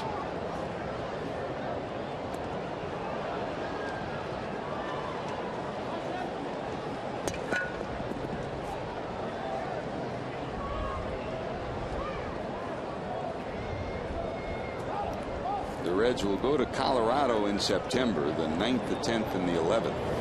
Second weekend of the month. Long run Frazier, will there be room? Now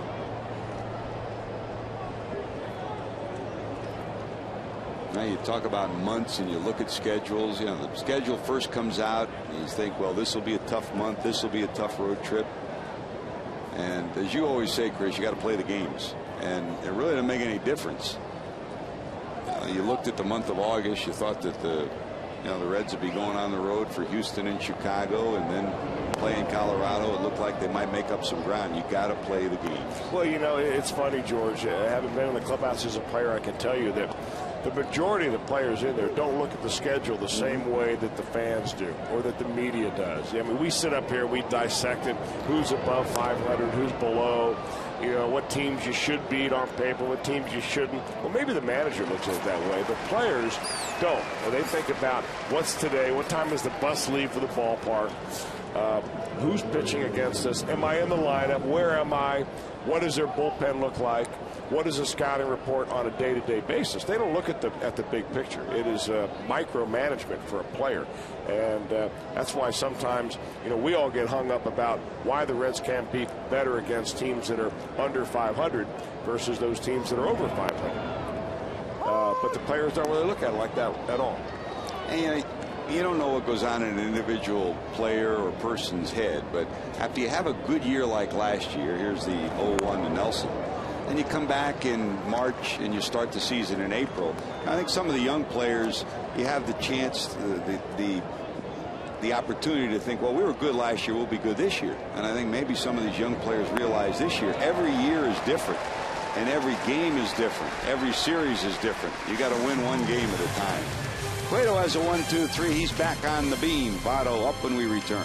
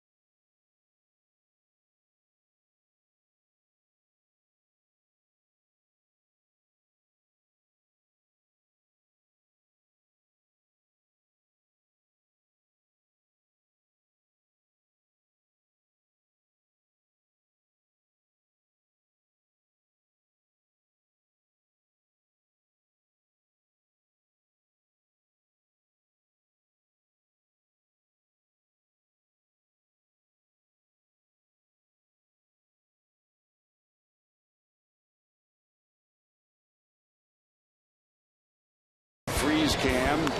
Bang bang play to end the first inning. Here Frazier called out on the force play, and Chris, the replay doesn't lie, does it? That's not a bang bang play. That's just a bad call. Dusty Baker's going out to tell Lance Barksdale how easy it was to call from the Reds dugout. That was the Coors Light freeze cam, brought to you by Frost Brewed Coors Light. Votto to right.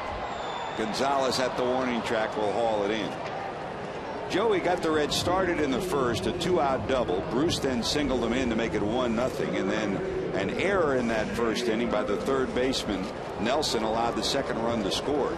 And had that play been called differently, the Reds would have added at least one more run in the first, and the inning would have been prolonged. As it was, that force play you saw ended the first inning. The Reds left the bases loaded, but got 2 runs. So Joey's 1 for 3, and here's Jay Bruce.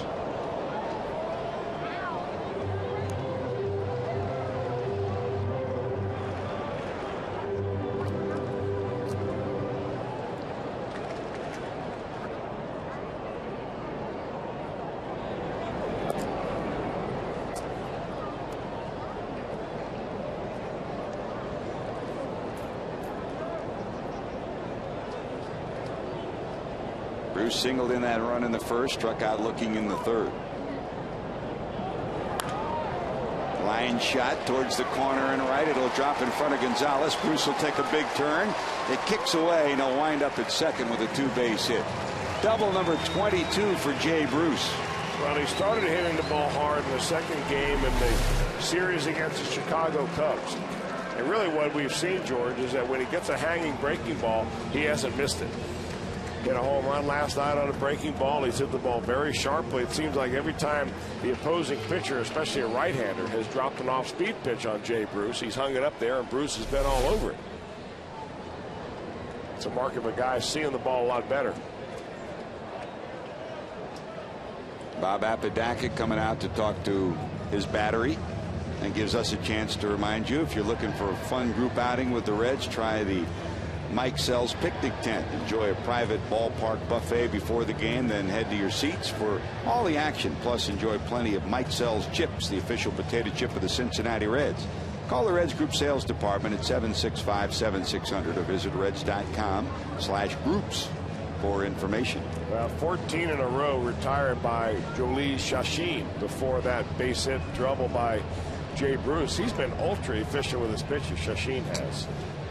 He is about to deliver pitch number 64. So Bob Apodaca is only out there to say, hey, let's bear down a little bit. We can't get any farther behind here to the Reds than 2-0. You got a real good fastball hitter coming up in Ramon Hernandez. Ramon singled in the first, struck out looking in the third.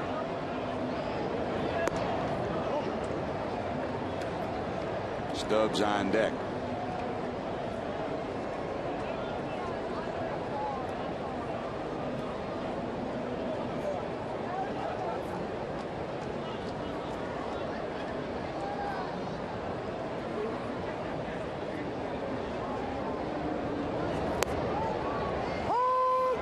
Slider drops in there.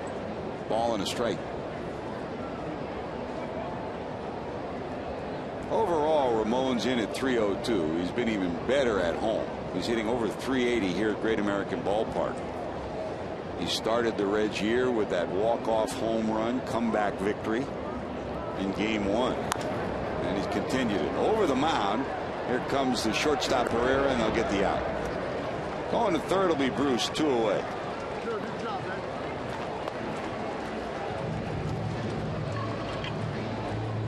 And here comes Drew. Stubbs hit a dribbler down the first base line in the first inning that Nelson gloved and then threw into the dirt. That allowed Stubbs to reach on the error by Nelson, and also allowed the second run of the inning to score for the Reds as Bruce trotted home. Outfield straightaway deep for the Texan, who has 15 homers and 39 knocked in. Reds have had 4 different players in the leadoff slot. Stubbs by far and away more than anybody else, and that really by necessity in this 2011 season. There's the 1-0.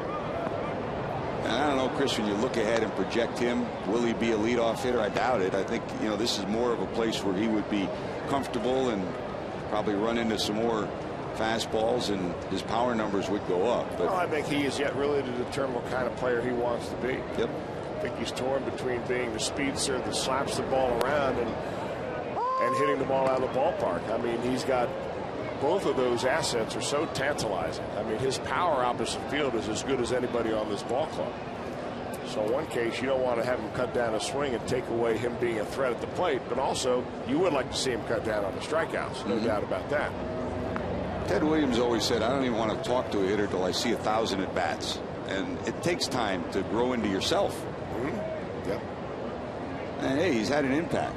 You know, he's been in the top 3 or 4 in stolen bases, and the top 2 right now in runs scored in the league. 2 balls, 2 strikes. In the dirt, it'll kick away, but Bruce will hang at third. Well, normally when a guy strikes out with the frequency that Drew Stubbs strikes out, there's a couple things going on. Number one, he's not seeing the ball very well, which I'm not so certain that that's the case with Stubbs. The other is that he's got a loop in his swing. And what I've seen out of Drew Stubbs is something similar to what we see out of Jay Bruce. That back elbow gets way up there, and he begins to tilt his shoulders a little bit, causing a loop in that bat and creating a pretty big hole. And there it is. Swing and a miss. Stubbs strikes out for the second time. Reds stranded a runner. They still lead it 2-0 as we head to the 7th. Wigginton will lead it off.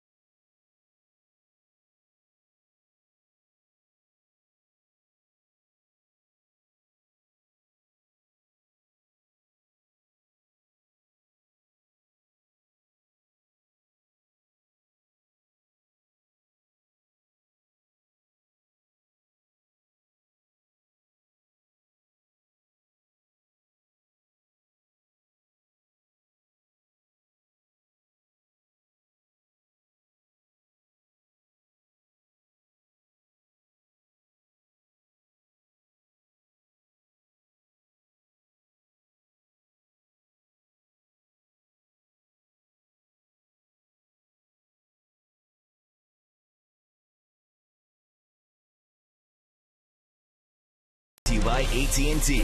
Cincinnati Children's ranks 3rd in the nation on U.S. News and World Report's honor roll for Best Children's Hospitals 2011. By your Cincinnati Northern Kentucky Honda dealers. Visit mycincinnatihondadealer.com for current offers. And by Wendy's. You know when it's real. The Rose Garden, one of the special places that you should visit as you come to Great American Ballpark. Right outside the park by the Reds Hall of Fame. And by the way, don't forget, make sure you vote for the Reds Hall of Fame for this year.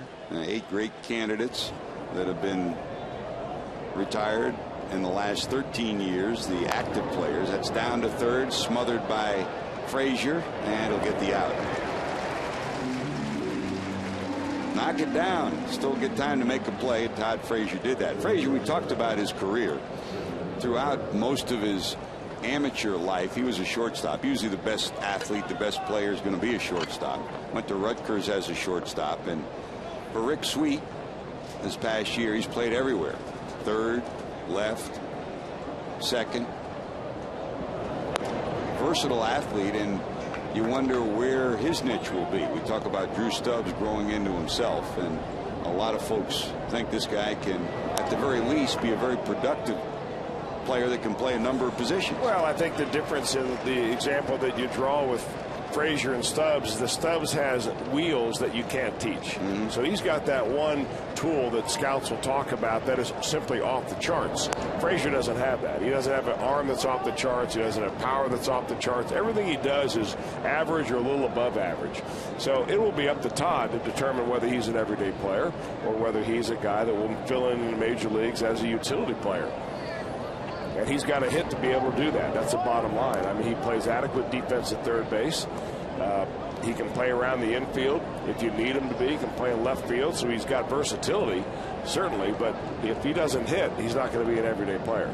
Good baseball instincts and the athletic ability to play a number of positions.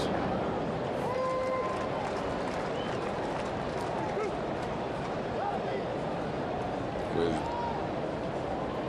the Reds' third base situation, he's getting a chance to play there a little bit more this year. Here's Dave Chappelle, camped under it. He squeezes it. Herrera's retired for the second out. And I talked to some scouts that watched him down at AAA in the last couple of years and even at AA, and they think he might be able to play at this level at second on a regular basis.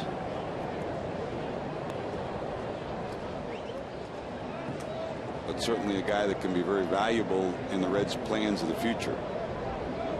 Here's Jhoulys Chacin, who singled to start a rally in the fifth.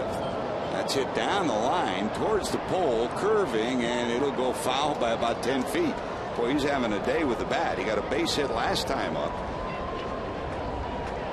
For a guy that is only hitting 170. He almost got himself on the board. That little guy got a souvenir.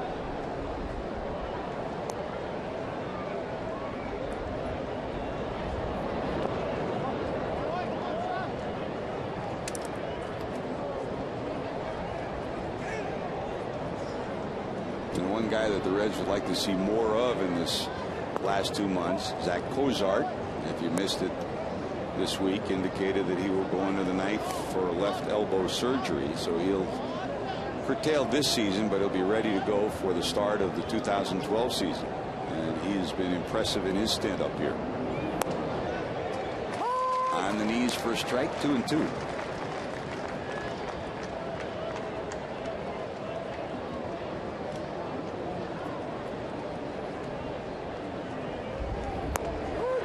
Got him.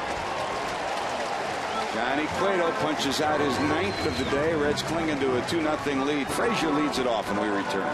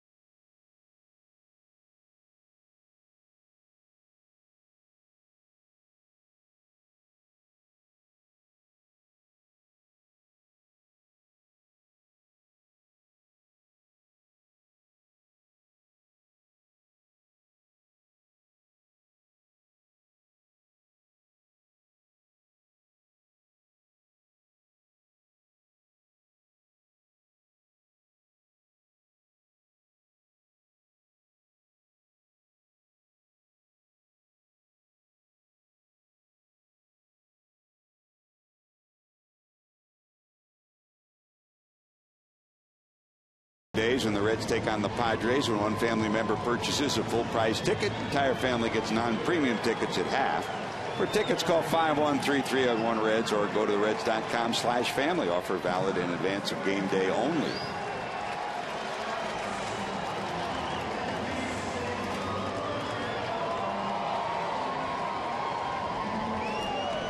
Here's Todd Frazier to lead it off. Giannis and then Cueto due to follow. Two guys have been on their game on this day. The Reds 2 runs, only 5 hits and no errors. They've stranded 4. Colorado, no runs, 3 hits and an error. They've stranded 6.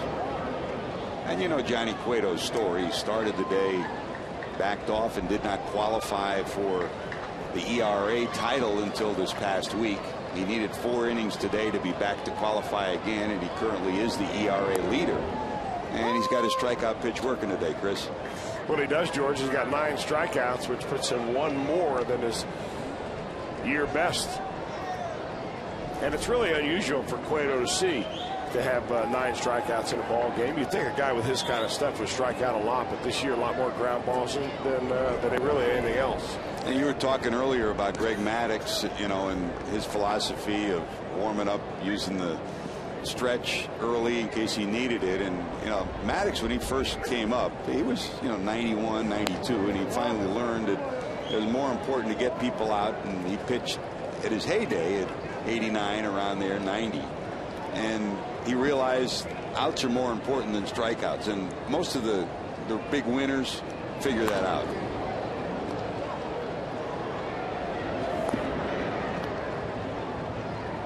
Well, you are absolutely right about that, but it's so difficult to teach a young kid, especially a guy like Johnny Cueto, who gets signed because he can throw 95 miles an hour, to teach him how to back off and say, all right, it's better for you to throw at 90 and 91 and locate the ball than it is for you to rear back and throw hard, because his whole life he's been throwing hard. And I think that's one of the things that still haunts Edinson Volquez, is that, you know, you always have that temptation to fire the ball up there and then take a look at the radar gun reading and see how hard you're throwing, when the hitters are the ones that tell you how hard you're throwing, or whether you're throwing hard or soft enough. Well, Nelson gobbles up a couple down at third for 2 quick outs, and with Cueto due up, Yonder Alonso has stepped out of the dugout, and he will pinch hit for Johnny. So Johnny's day is done. And boy, has it been a good one. On an afternoon encounter against the Rockies, Cueto has allowed only 3 hits and no runs. Aroldis Chapman has started to loosen in the bullpen for Cincinnati, and here comes Yonder.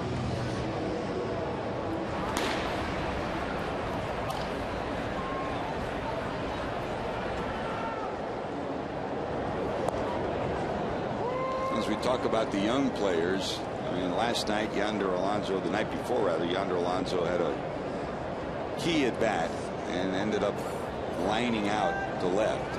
Almost every at bat we've seen has been pretty impressive for this young left-handed hitter.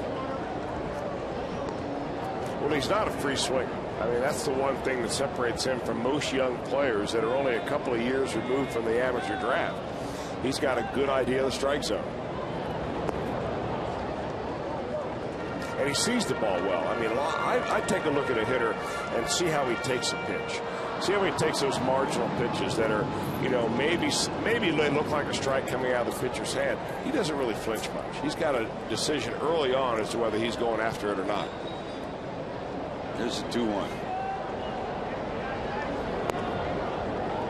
Breaking ball up high. 3 balls, 1 strike. I'll never forget the theory that Barry Bonds had about hitting, is that he would make believe that that ball is coming out of a pipe and right down the middle. And if the ball was not coming right out of that pipe, he wouldn't even look at it. I'm waiting for something I can hammer rather than try to cover everything. Didn't go. Takes a walk. Another good at bat from Yonder Alonso. He has an idea, and you watch him, he'll study video, he studies pitchers, he studies his own swing, and he's been tutored by one of the best. Alex Rodriguez hooked on to him when he was at the University of Miami. They built a relationship, and one of the first guys to call him when he got his first major league home run last week was A-Rod. and they talk on a regular basis. They work out in the offseason together as well. Line drive into the corner. Alonso rounds second. Sapelt will hold on at first, and Alonso will wind up on third. So Dave gets his first hit of the day. It's first and third with 2 outs, and here comes Edgar.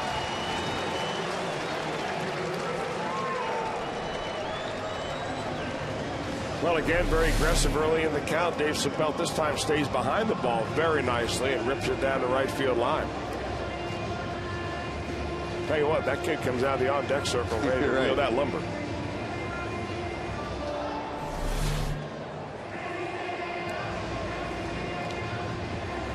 So we'll see what Dusty does here. First and third, Sapelt.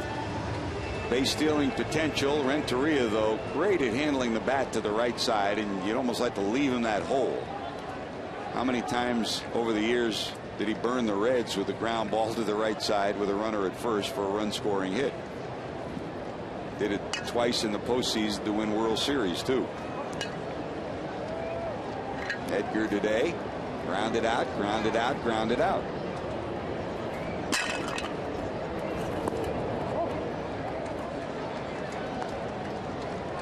Some hitters will take the outside pitch and go to right. Renteria has that unique ability. Even if you try to jam him, as Chacin did, he can get his hands inside the ball and still go to right. That's what he's trying to do here. Alonso off third, Sapelt off first.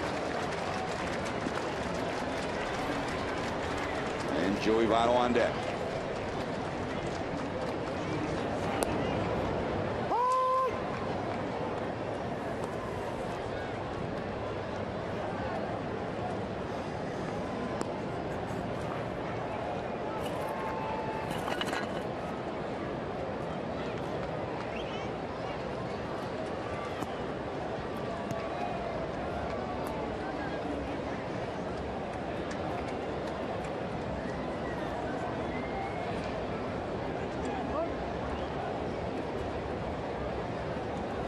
Alfonso and Chacin can't get together, so Edgar will step out.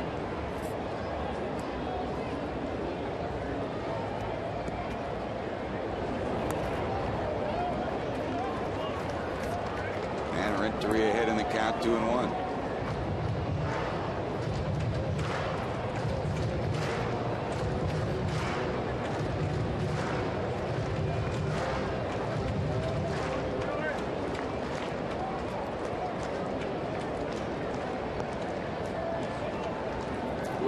Holding Sapelt on down at first.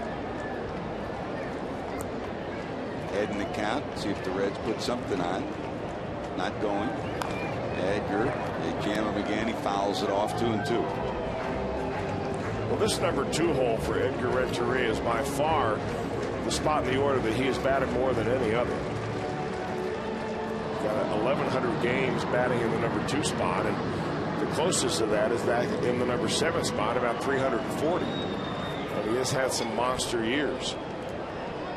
Had over 100 runs batted in one year when he was with the St. Louis Cardinals. Oftentimes scores more than 100 a year. The idea is to get on base in front of that guy, Joey Votto. Escalona, the right-hander, loosening the bullpen for Colorado. He holds on it. Will go full 3-2. So with 2 away, Sapelt will be off and running. And they've thrown over twice in these situations already today. Chacin may do that. So Billy Hatcher going over, tapping him on the shoulder, reminding him don't leave too early. Not a better base running coach than the guy in the first base coach's box for the Reds. He's going, and that's ball 4. So the Reds will get Votto to the plate.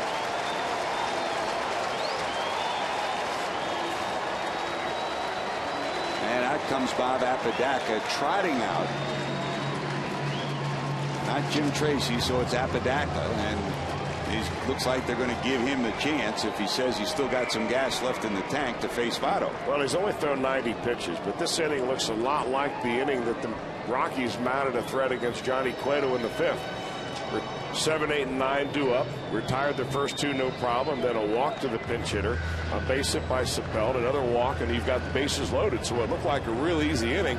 All of a sudden, has turned in maybe to a game-changing inning if the Reds can come up with a big hit. Well, the day started in the first with 2 outs with Votto at the plate. They pitched him in, then went away, and Votto doubled, ripped one off the wall to start the 2-out Reds rally. Bruce then singled to get Votto home, and then the error allowed the second run to score, and that's the only scoring of the day thus far. The Reds got 2 in the first and left the bases loaded. Since then, it's been a chess match for these 2 pitchers. Now the Reds have the bases loaded after 2 walks and a base hit, and here comes Joey. After that double in the first, he struck out and flied to right. The double by Votto is 28th of the year. They're loaded for the MVP.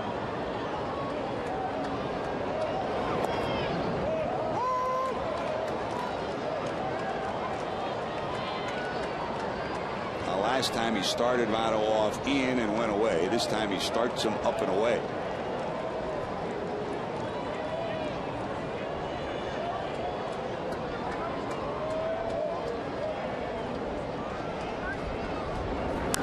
Ripped right. Gonzalez will catch up to her. Boy, he hit that right on the button. A humpback liner that Carlos Gonzalez tracks down in front of the warning track. So the Reds strand 3. Cueto exits leading 2-0.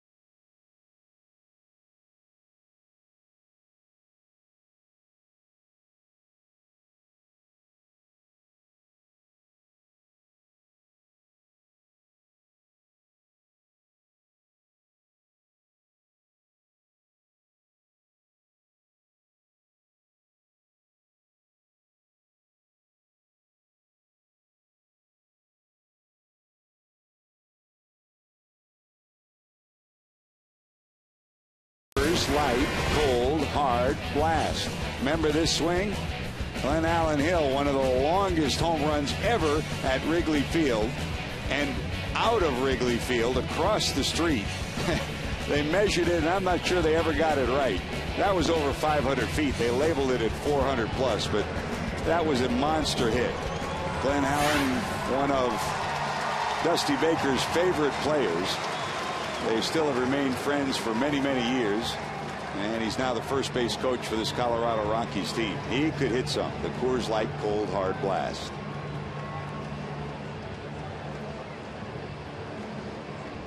They're not talking hitting. Although Johnny would love to. It's always instruction when it's Dusty. And he's so proud of Johnny Cueto's development.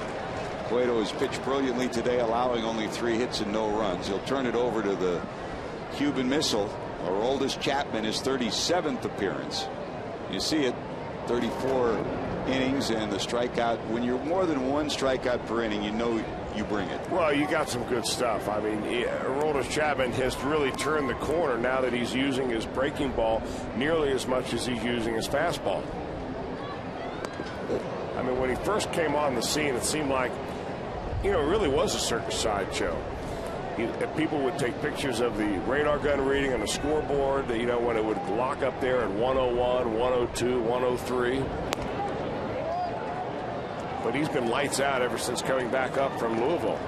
Sent him down there for a little while, nearly a month, to kind of get his act together, and he found the strike zone. In fact, he's not allowed to run in any of his last 11 appearances, and he retired 35 of the last 40 batters he's faced. That is unbelievable. And that was gas. 3 balls, 2 strikes.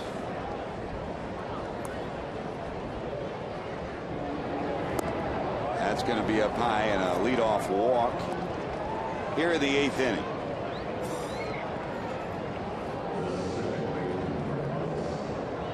Johnny's numbers for the day, again, impressive. He did not allow a run in 7 innings and only 3 hits.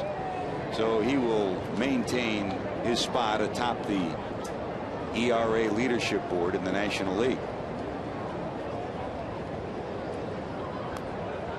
So Fowler's on. Down by 2. He's got some speed, yes. And Chapman has an above average move. If you think you're going to drift off first, he'll pick you off. Here's Ellis. Mark flied out to the warning track at left center, single to right, and then walked in the 5th.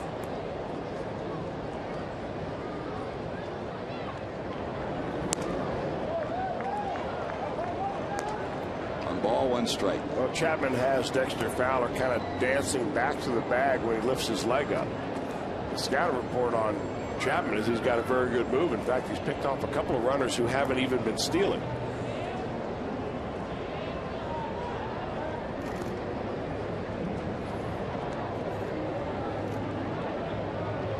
Of course, with the Rockies down by 2, I'm not so sure that this is a situation where you're going to take a chance of running yourself out of an inning.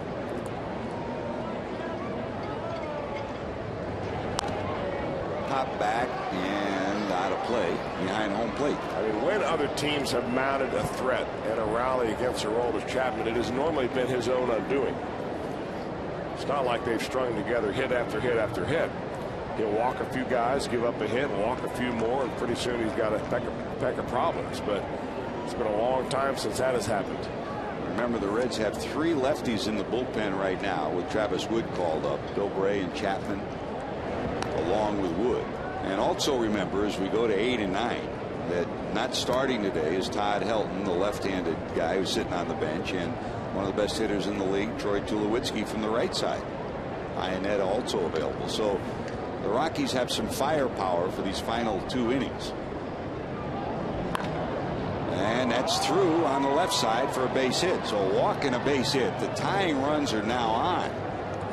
Boy, Mark Ellis has had some really good at-bats today. He's been a solid player, a guy that you really haven't heard a whole lot about, playing most of his career with the Oakland A's. But he's had a good at-bat. Even when he made it out in the 1st inning, he sent Drew Stubbs all the way to the center field wall before he finally made the catch.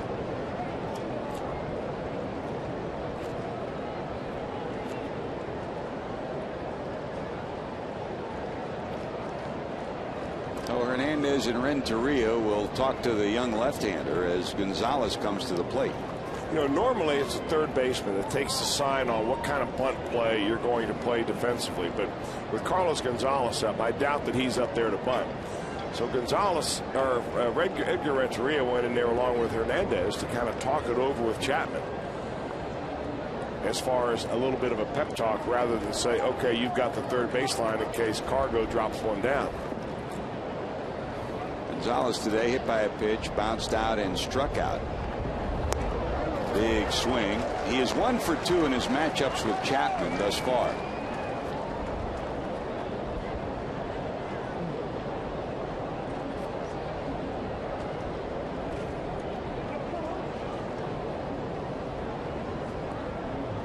That strikeout in the 5th was the toughest moment for Cueto today. The bases were loaded with 2 outs, and he struck Gonzalez out. Power, 97, and he fouls it back. With a Tulowitzki or a Gonzalez, I mean, 97 doesn't mean that much. You need location, and you can't forget about your breaking ball.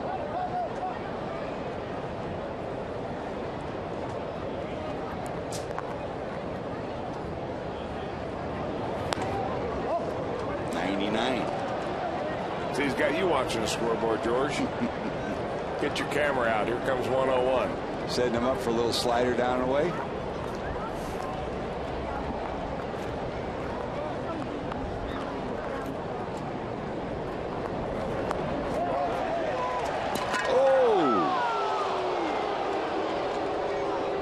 Cedarstrom says, Chapman just slumps and then takes the ball back from Hernandez. And Ramon's still looking down at third.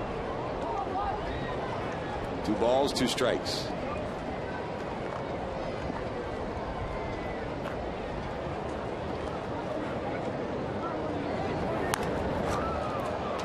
In the dirt, they'll get 1 at second, on to first. They'll turn it into 2.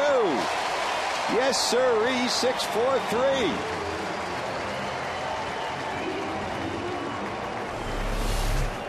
Well, the Reds turned 4 double plays last night. This one nearly picked off by Edgar Renteria on a fly. As it is, he short hops it, makes a nice play, feeds it to Giannis, and Giannis uses that shortstop arm to get it over there to first base.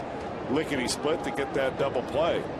Boy, those two have given us some highlights in the last 2 nights. Man, that ball was like a bomb exploding in front of Renteria. He hung with it and turned it into 2. Now, the key to the game last night, 4 inning-ending double plays, and maybe the key so far today is that play.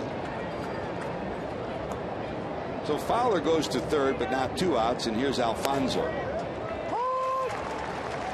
Ball and a strike.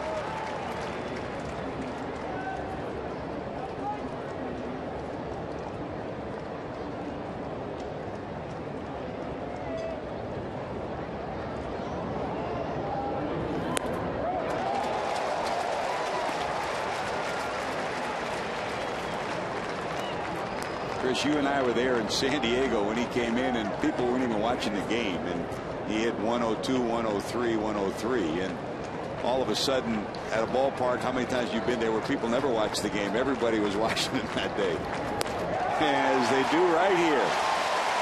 Got some help from his defense, and Johnny says, nice job, AC. Going to the bottom of 8, 2-0 Reds.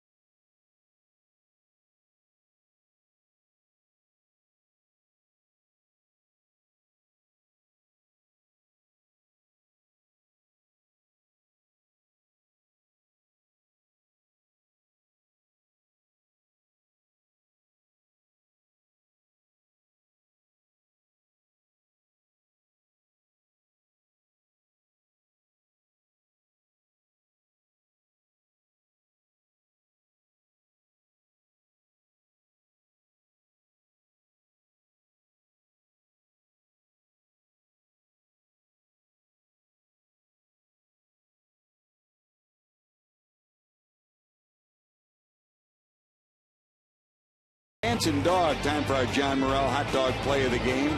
4 inning-ending double plays last night, and Chris, this was the biggest one of today. Well, no doubt about it. It's when you turn it with a run-scoring situation, bases loaded, possibly the only threat really of the day for the Rockies, and right there the Reds defense takes over like they did last night.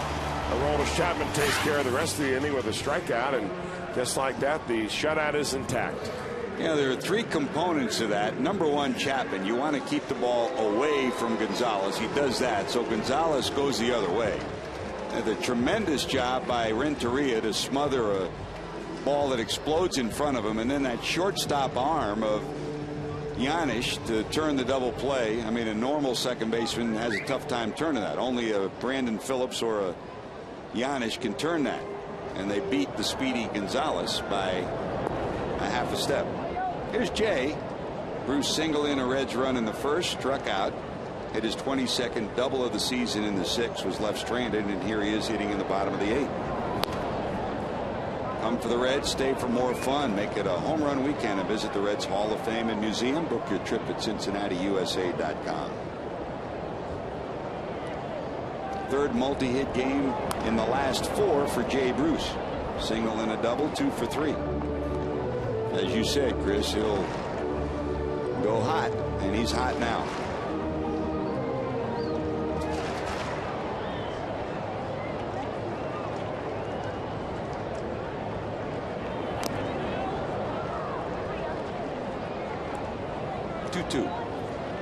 Got kind of wild on that particular swing right there. Sometimes you see the ball so well that you think you can hit everything.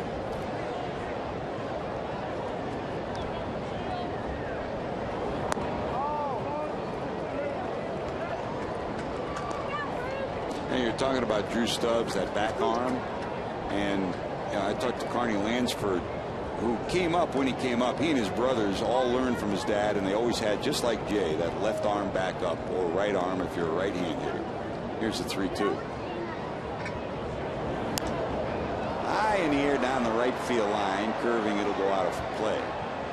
And I asked Carney, because when he first came up, he had the same kind of approach. And I said, when did you change? He said, the pitchers taught me to change. And what he did was he would start his at bat with the arm up, and then just to feel comfortable, because he felt comfortable that way. And then as he placed his foot down, bring it down. Jay Bruce retired. There's out number 1 of the 8th. Well, that elbow is one of those things that is a key point and a focal point for a lot of hitting coaches. And you remember Joe Morgan, who used to flap that back elbow kind of like a chicken wing. And he would do that to remind him to keep that elbow down. He wanted to feel that tricep on his rib cage as he was getting ready to make sure you stay inside the ball. If you get that elbow too far out there, you're going to work outside the ball.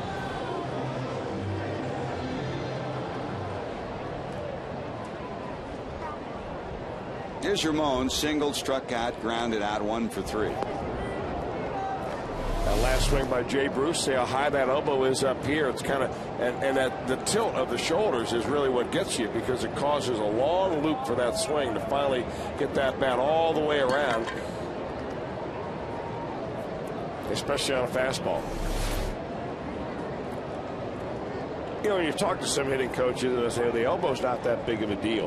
A lot of guys hit with a high elbow. Here's Ramon Hernandez has a high elbow. But when you start to tilt your shoulders to the point where you're tilting from back to front, and your front shoulder is lower than your back shoulder, it just creates so much more distance that that bat head has to travel before it gets into the hitting zone. So you have to cheat a little bit to catch up to a fastball. Then what happens is pitchers start adjusting. They start throwing you breaking balls, and you're way out ahead, and you're behind on the fastball, and then you start to worry, and pretty soon you're in a full-fledged slump.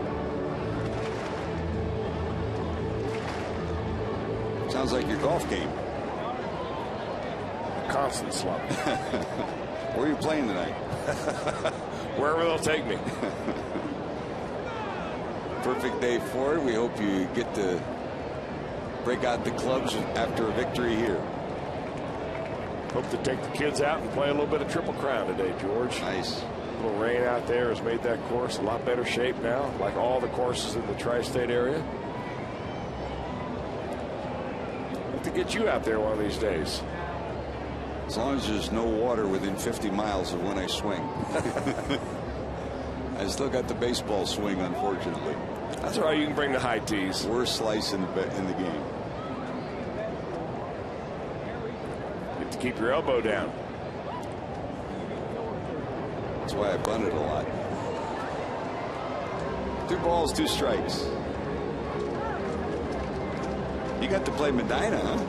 Yeah, Jim Picoro and I were lucky enough to get set up by Brian Dempster. Actually set us up on Medina. That's pretty neat. We played there last week, and of course they will host the Ryder Cup next year. So I can sit back and watch on TV and say, well, I hit a ball in that pond. I can say that every place I played. Swing and a miss. How about Chacin? He's got something left in the tank, doesn't he? Well, he was so efficient early on, where he retired 14 batters in a row from, going back to the bottom of the first inning until the Reds finally got a hit in the 6th inning, that it was just rolling right along. Here he is in the bottom of the 8th. He's only thrown 105 pitches. Young guy with a great future. 8 strikeouts. Johnny Cueto exited with 9, his season high. What we haven't seen from Chacin that I expected to see a little more of today is his wildness. He's walked 3 batters, 2 of them last inning, but he's had games where he's walked as many as 5, 6, 7 batters in a ball game. Well, he's pitched an outstanding game getting ahead. He's thrown some first pitch strikes, something he's had trouble doing all year. Look out. 1 ball, 1 strike to Drew.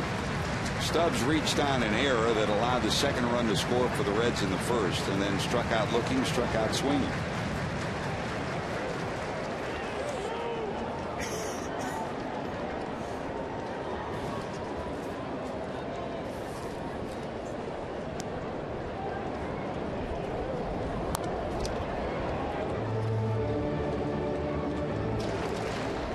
The 2 strikeouts give Drew 155 on the season. That's ahead of Ryan Howard, who's second, Mike Stanton, who's third in the league. The other side of that is he's third in the league in total at bats. He's been an everyday player.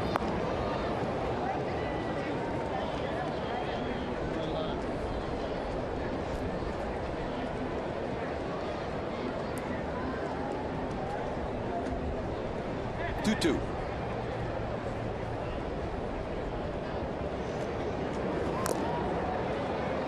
He hangs in and stays alive.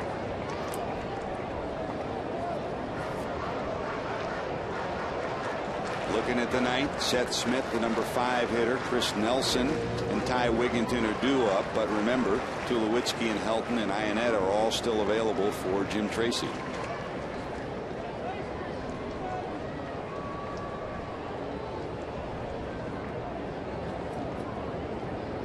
Cordero loosening in the Reds' pen.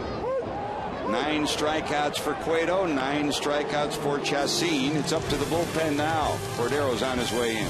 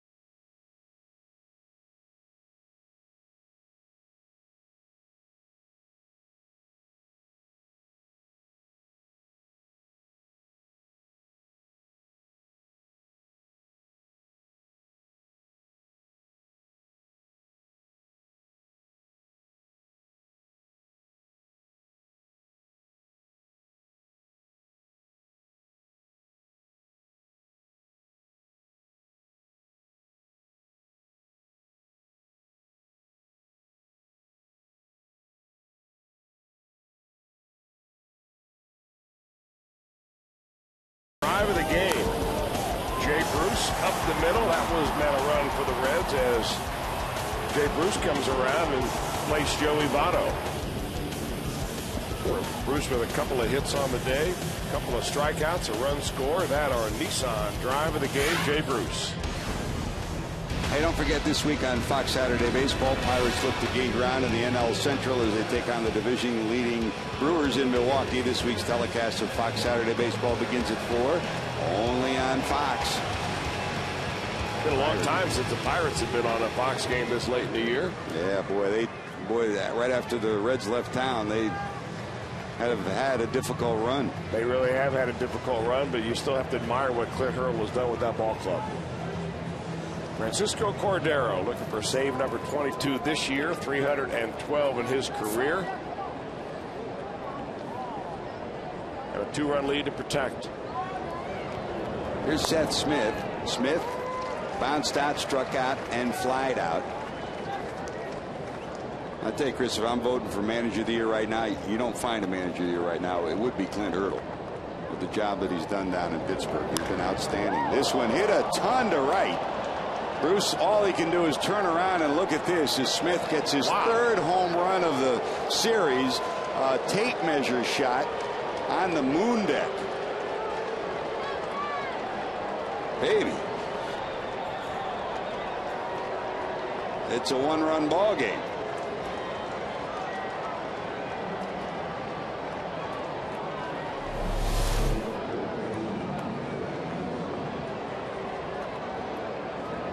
'86 down the can. That's a moon shot to the moon deck, about 15 rows from the top. Well, the first run of the day comes from Seth Smith, his 12th homer of the year, now 49 knocked in. This one popped up to third, shielding with his glove. Frazier hauls it in for the first out. And that'll bring up Ty Wigginton as Nelson pops out, so 1 away.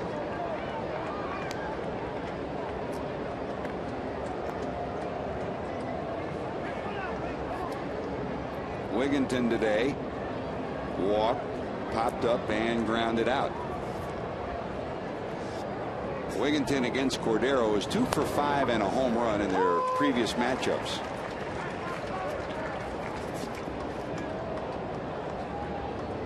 And as you might imagine, down to this 9th inning with Wigginton up and Herrera due up next. Troy Tulowitzki has come into the on-deck circle and is loosening up.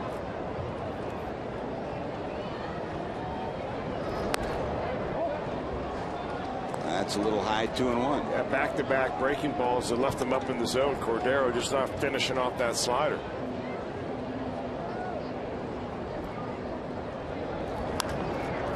Got away with one there. Ooh. High in the air to left. Sepelta's there. He's got it, 2 away. So it'll come down to Tulowitzki and Cordero.